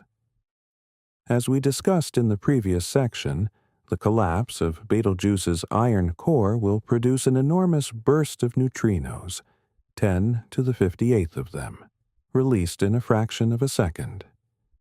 These neutrinos will travel outward from the star at nearly the speed of light. And because neutrinos interact so weakly with matter, they will escape from the star almost instantaneously. Visible light, by contrast, must work its way through the overlying layers of the star before it can escape. This takes time. The shock wave, driven by the neutrino re-energization, travels outward through the star at several thousand kilometers per second, and only when it breaks out through the surface does the visible light supernova begin. The delay between the neutrino burst and the first visible light is estimated to be a few hours to perhaps a day, depending on the precise structure of Betelgeuse's outer layers at the time of explosion. Neutrino detectors on Earth will register the burst first. A flood of neutrinos will sweep through Super Kamiokande in Japan, through Ice Cube at the South Pole, through the Dune detector under construction in the United States, through the various other neutrino observatories around the world. Millions of neutrino interactions will be detected in a matter of seconds, compared to the normal background of perhaps a few per day. The detectors will immediately recognize that a supernova has occurred. They will determine, roughly, the direction on the sky from which the neutrinos arrived, and they will send alerts to astronomical observatories worldwide, providing a warning of hours before the visible light arrives. This is, in fact, one of the primary scientific reasons for maintaining neutrino observatories today. A supernova in our galaxy, or even a nearby galaxy, would produce a neutrino signal of immense scientific value, and the warning it provides would allow telescopes to be redirected, satellites to be repositioned, and observations of unprecedented quality to be made during the early phases of the supernova. If Betelgeuse explodes tonight, within a few hours, telescopes around the world will be pointed at the exact location of the supernova, waiting for the first photons to arrive. There have been previous supernovae visible from Earth throughout recorded human history. Each one is a data point in our understanding of what a Betelgeuse explosion might look like. The most famous is SN 1054, the supernova that produced the Crab Nebula. In July of the year 1054 CE, a new star appeared in the constellation of Taurus, bright enough to be visible during the day for 23 days. Chinese astronomers recorded it meticulously. Native American petroglyphs, in what is now the American Southwest, appear to commemorate it. The supernova remained visible to the naked eye for almost 2 years. Today, the remnant of that explosion is the Crab Nebula, one of the most photographed objects in astronomy, a beautiful, expanding cloud of gas still glowing from the energy of the original blast, and containing at its center a pulsar, a rapidly spinning neutron star, which is the compact remnant left behind. In 1572, the Danish astronomer Tycho Brahe observed another supernova, now known as Tycho's supernova, or SN, 1572, in the constellation of Cassiopeia. It was visible for about 18 months. In 1604, the German astronomer Johannes Kepler observed what we now call Kepler's supernova, or SN 1604, the most recent galactic supernova visible to the naked eye in the telescopic era. Both of these were extensively documented. Both of them reshaped how astronomers thought about the heavens, because at the time, the prevailing view was that the heavens were immutable and unchanging. The sudden appearance of new stars, and then their slow disappearance, was one of the pieces of evidence that eventually overturned the old picture and led to the modern dynamic understanding of the cosmos. And in 1987, a supernova was observed in the Large Magellanic Cloud, one of the small satellite galaxies of our own Milky Way. This event, known as SN 1987A, occurred about 168,000 light-years from Earth, much farther than Betelgeuse. Still, at peak brightness, SN 1987A was visible to the naked eye from the southern hemisphere, reaching magnitude 3, and, crucially, it was the first supernova for which neutrinos were detected. On February 23, 1987, about 3 hours before the visible light reached Earth, a burst of neutrinos was registered by detectors in Japan and the United States. This was a triumph of experimental physics and a confirmation of the theoretical picture of core collapse supernovae. The number of neutrinos detected and the timing of the burst matched theoretical predictions almost perfectly. A Betelgeuse supernova would be, in some sense, a cousin of SN 1987A, but much closer. 260 times closer to be precise. The distance ratio squared, which is how the apparent brightness scales, would make a Betelgeuse supernova roughly 70,000 times brighter than SN 1987A at peak. If SN 1987A was a modest naked-eye visitor for several weeks, a Betelgeuse supernova would be the most spectacular astronomical event in recorded history. There are a few other historical supernovae worth mentioning, because they give a sense of how rare and memorable such events really are. In the year 185 of the Common Era, Chinese astronomers of the Han Dynasty recorded the appearance of a guest star in the southern sky, in what we now identify as the constellation Centaurus.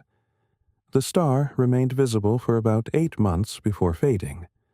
Modern astronomers have tentatively identified this as SN 185, now associated with a supernova remnant known as RCW 86. If this identification is correct, SN 185 is the earliest supernova in recorded history. It was visible for the better part of a year, bright enough that it was noted and carefully described in imperial astronomical records kept by dedicated court astronomers whose duty was to watch the heavens for any unusual event. In 1006, a supernova appeared in the constellation Lupus, and it was, by all accounts, one of the most spectacular astronomical events ever recorded. SN 1006 reached an estimated apparent magnitude of -7.5, making it brighter than the planet Venus and bright enough to cast distinct shadows.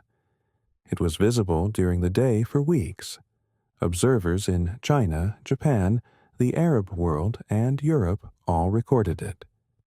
Arab astronomer Ali ibn Ridwan in Egypt provided one of the most detailed descriptions, noting that it was 2.5 to 3 times the size of Venus, and that the sky shone because of its light. Today, the remnant of SN 1006 is one of the most studied supernova remnants in the galaxy, and its physical properties, including its shockwave dynamics and particle acceleration, have provided crucial data for understanding how supernova remnants evolve. SN 1054, the Crab Nebula supernova, has a similar story. Chinese astronomers of the Song dynasty described it in careful detail.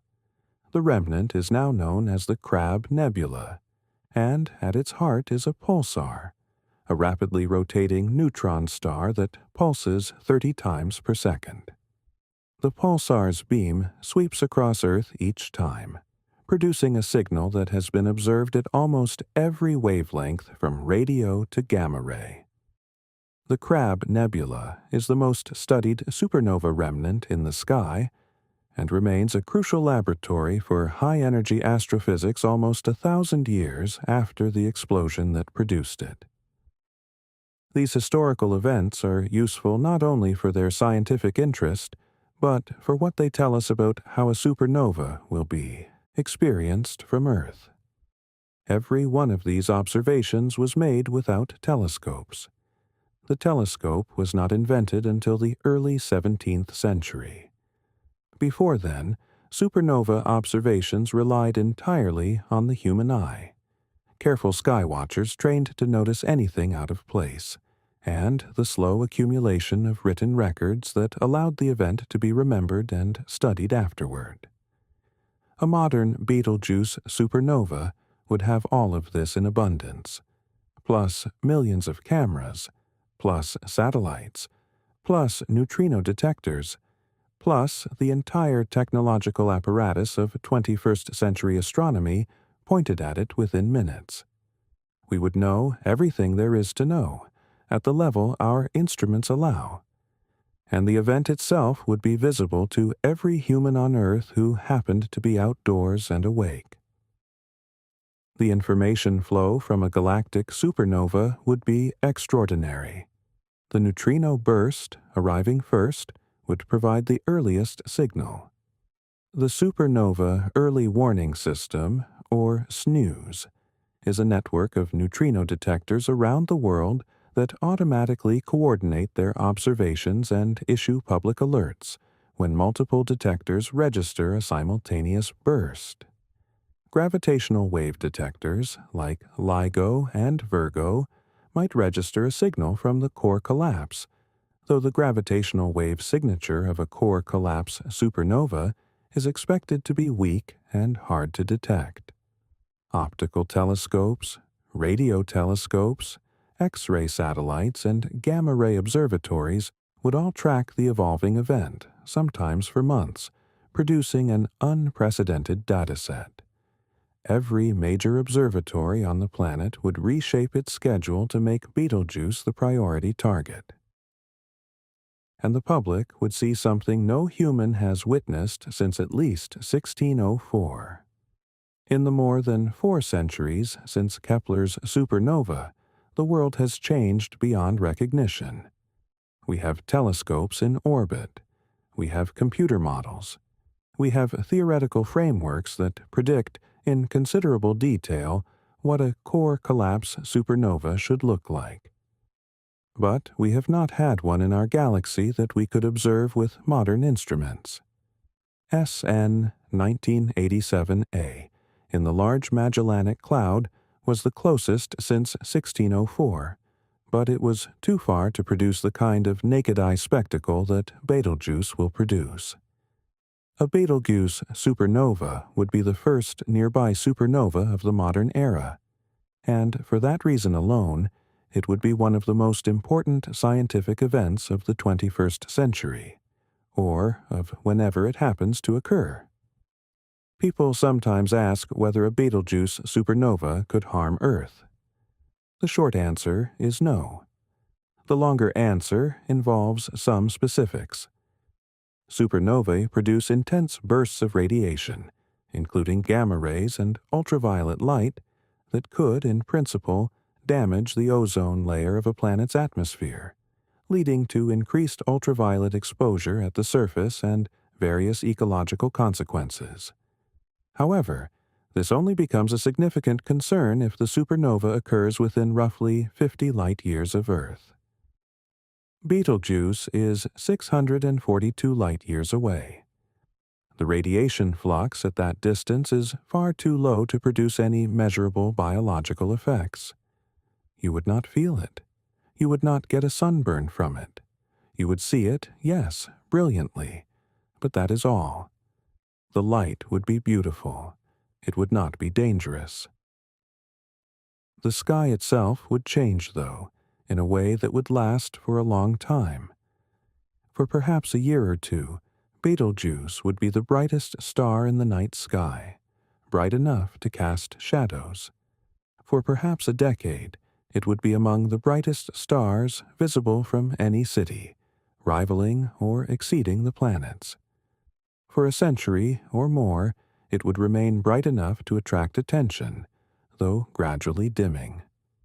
And then, eventually, over the course of a few centuries or millennia, the light from the expanding supernova remnant would fade into invisibility for naked-eye observation, leaving behind only a telescopic cloud of gas and a central neutron star. Orion would be changed forever, at least in terms of its visible appearance. The hunter, who has had a red shoulder for all of recorded history, would, for a time, have a shoulder that shone white and dazzling, and then would have no shoulder at all, only an empty patch of sky where a star used to be. This is the event we are waiting for. This is the sky we are waiting to see changed. We do not know when it will happen. We cannot predict it. The star is already on the brink, in some sense, although brink, in stellar terms, can mean 100,000 years. But whenever it happens, the experience on Earth will be the same. A night when the brightest object in the sky is not the moon, not Venus, not Jupiter, but a star that has just died, whose death light has just arrived, after traveling through space for 642 years from a point in Orion where something once was and is no longer. Section 6. What remains? After the explosion, after the shock wave has propagated outward through the star and blasted the outer layers into space at tens of thousands of kilometers per second. After the light has reached Earth and the sky has brightened and slowly dimmed again, something will be left behind.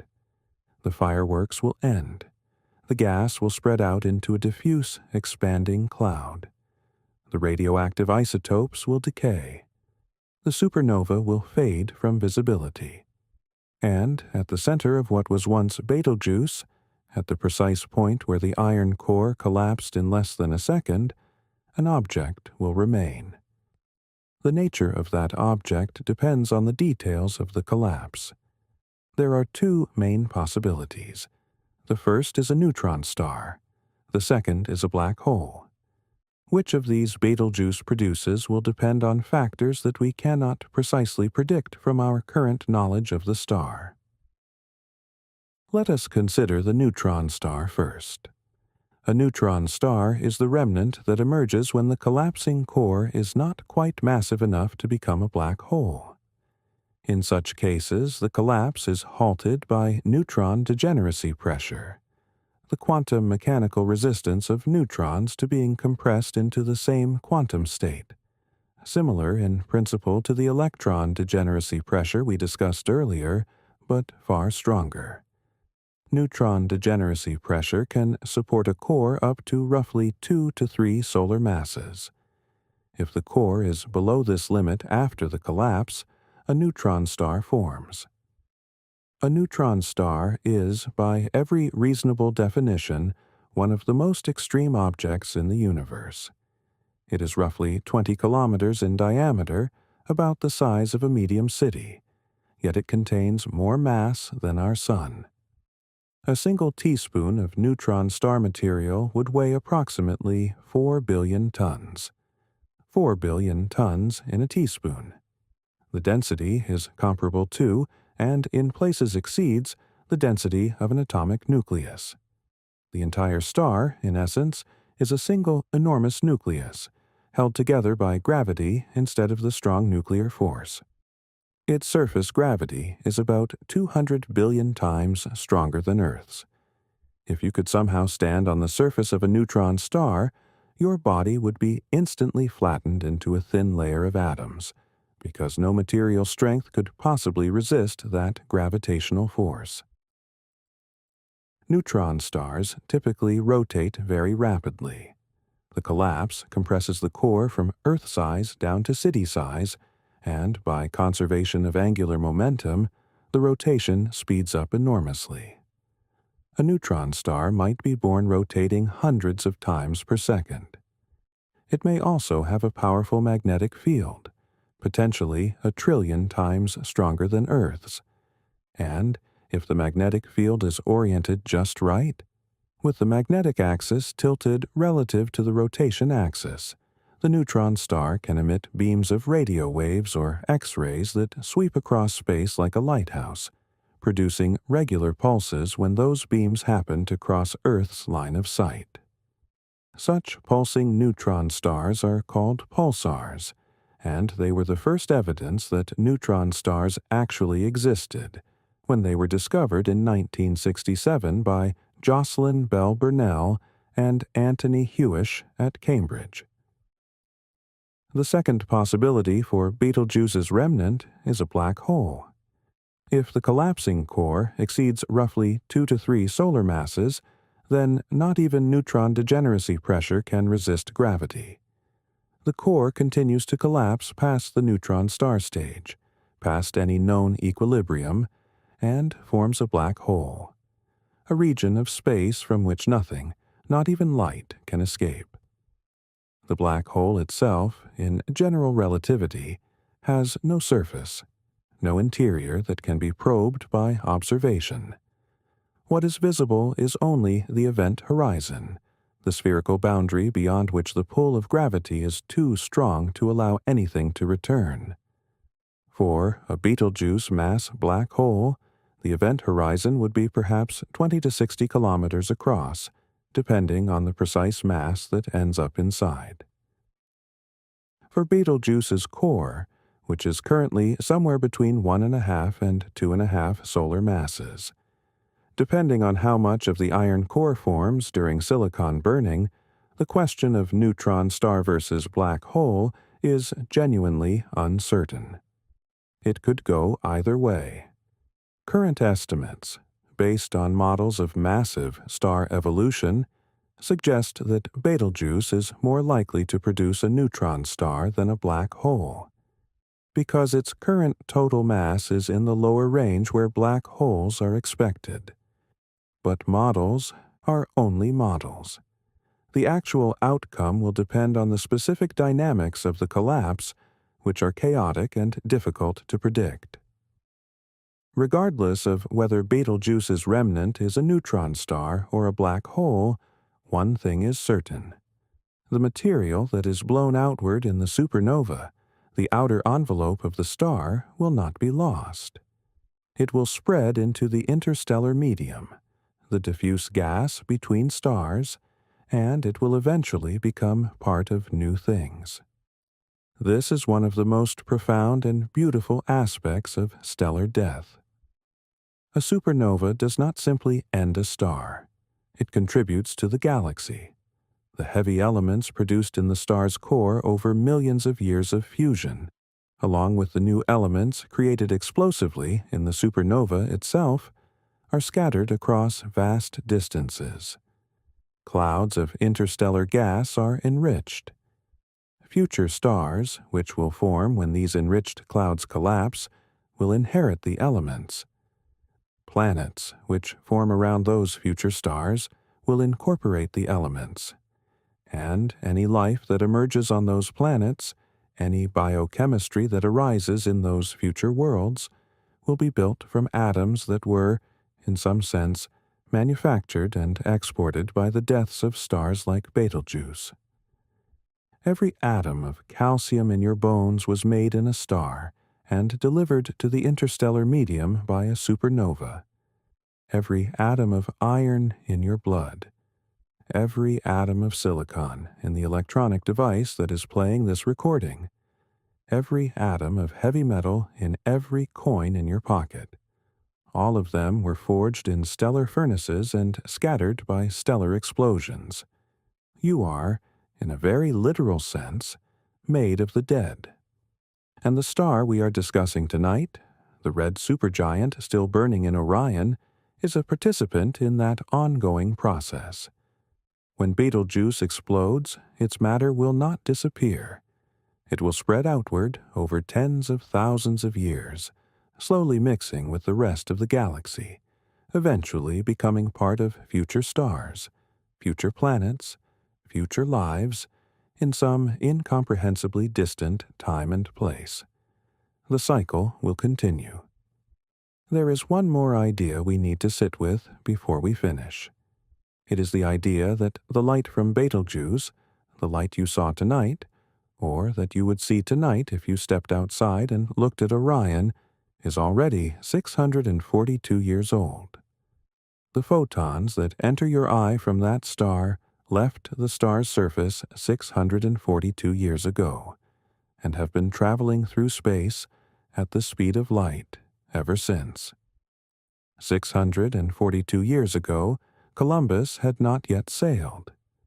The printing press had just been invented.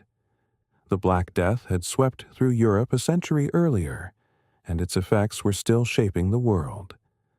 That is how long ago the light you see from Betelgeuse tonight was emitted. This has a strange implication. If Betelgeuse exploded, say, 500 years ago, then the explosion is already well underway, and the light from the explosion is speeding toward us. We would not know. We cannot see the explosion yet. The light has not arrived. It will not arrive for another 142 years. But in a very real sense, the explosion has already happened. The star is already dead. We are simply waiting for the news. Alternatively, Betelgeuse might still be burning. The light from tonight, the photons you can see if you step outside, was emitted in a year when the star was still very much alive, still spinning through its instabilities, still burning carbon or neon or oxygen in its core. What is true in the year 2026, at the position of Betelgeuse itself, we cannot know. We can only see the star as it was, not as it is. The present, as experienced at Betelgeuse, is 642 years in our future, and the present, as experienced at Earth, is 642 years in Betelgeuse's past. The two presents cannot see each other. They are separated by an ocean of time. There is a kind of peace in that. The universe is, in an important sense, not a single synchronized moment, but a vast, distributed set of local nows, each visible to the others only through the slow propagation of light. Every star you see is a star as it was, a star that may no longer exist in the form you are seeing. Every night sky is a catalogue of past moments, a composition of histories from different distances. When you lie here, looking up at Orion, you are seeing the constellation as it was, a portrait assembled from starlight that left its sources at different times, some of them more recent than human history, some of them from before human beings existed. It is an ancient and quiet view, and it will continue to be visible, more or less as it is, for many more lifetimes to come. Consider, for a moment, what this means for the other stars in Orion. Rigel, the blue-white star at the Hunter's opposite foot, is about 860 light-years away. The light from Rigel tonight left its surface around the year 1165. Al-Nitak, the leftmost star of Orion's belt, is roughly 800 light-years away, and its light left around 1225. Al-Nilam, the central star of the belt, is about 2,000 light-years away, its light leaving around the time the Roman Empire was at its height. Mintaka, the rightmost belt star, is also about 1,200 light-years away. Each star in this familiar pattern is speaking to you from a different century, or a different millennium, and you are seeing them all layered together, as though a dozen different historical paintings had been superimposed into a single scene. The constellation, as you see it, never existed at any single moment. It is a composite of moments, assembled by the timing of when each star's light happens to arrive. And someday, when Betelgeuse does explode, someone on a planet around a star near Betelgeuse will see it happen at almost the same moment we do. Someone around Rigel, if such planets exist and if such observers exist, will see it much earlier, because Rigel is closer to Betelgeuse than we are. And some observer in a distant galaxy, millions of light-years away, will see it much, much later, tens of thousands of years after we do, in their own local now. The supernova, as an event, will propagate outward through the universe at the speed of light, illuminating each observer in turn as the wave front reaches them. It will be a gentle, spherical wave of information, a shell of news expanding outward forever, carrying the death of Betelgeuse to every point in the universe it can reach, at exactly the rate the universe allows. That is something worth sitting with. A supernova does not happen once. It happens everywhere in succession as its light spreads out. Some star in some distant galaxy right now is dying a death that its own world witnessed 100 million years ago, but whose light will reach us for the first time, perhaps tomorrow, or next year, or in 100,000 years. The universe is full of these ongoing arrivals, these constantly delivered headlines from events that happened long ago but have only just become visible to us. Astronomy, in a real sense, is the slow reading of a mail whose letters have been in transit for millions of years. Someday, Betelgeuse will explode. We do not know when. It might be tonight. It might be 100,000 years from now. The odds are strongly in favor of a much more distant future, but the odds are not certain. And if it does happen in your lifetime, you will know. Everyone on Earth with an unobstructed view of the sky will know. The sky itself will tell you unmistakably, without any need for explanation. A star will become bright enough to cast shadows, bright enough to be seen during the day. The hunter's shoulder will blaze, the sky will change, and whenever it does, whether in your lifetime or thousands of lifetimes from now, the event will be the same event we have described here tonight, unfolding exactly as the physics dictates, proceeding through its stages of brightness and fade, leaving behind its remnant of neutron star or black hole, scattering its elements across the galaxy to seed the next generation of everything. That is the full story of Betelgeuse, as we understand it tonight. A red supergiant, 750 times wider than the Sun, 15 to 20 times more massive, perhaps 100,000 times more luminous, located 642 light-years from Earth in the constellation of Orion. A star that has lived for roughly 10 million years and is now, almost certainly, in its final act. A star whose 2019 to 2020 dimming was the subject of global scientific attention and speculation.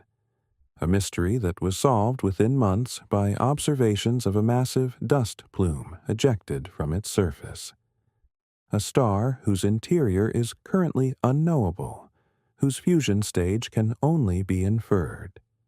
A star that will, one day, undergo core collapse, produce a supernova, and leave behind a compact remnant whose nature we cannot yet predict with certainty. A star whose death will be visible from Earth, casting shadows, outshining the moon briefly, remaining bright for years, and reshaping the appearance of a beloved constellation for as long as there are humans to observe it. If this story has carried you toward sleep, then it has done its work. Tomorrow night there will be another story, another cosmic mystery to be explored in the same slow, patient way. The universe is not short of wonders. It is short only of people willing to listen to them without hurrying.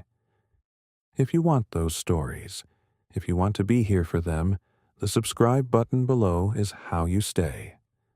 One new documentary arrives every night.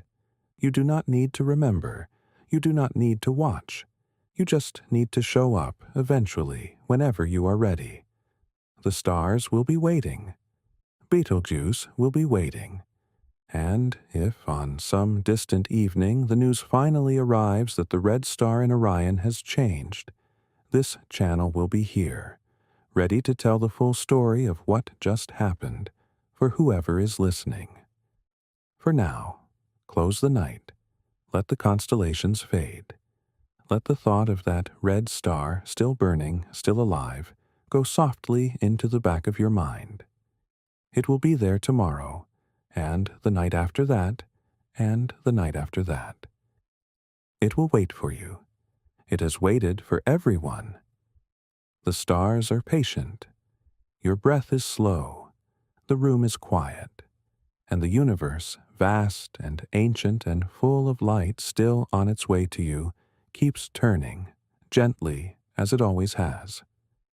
Good night.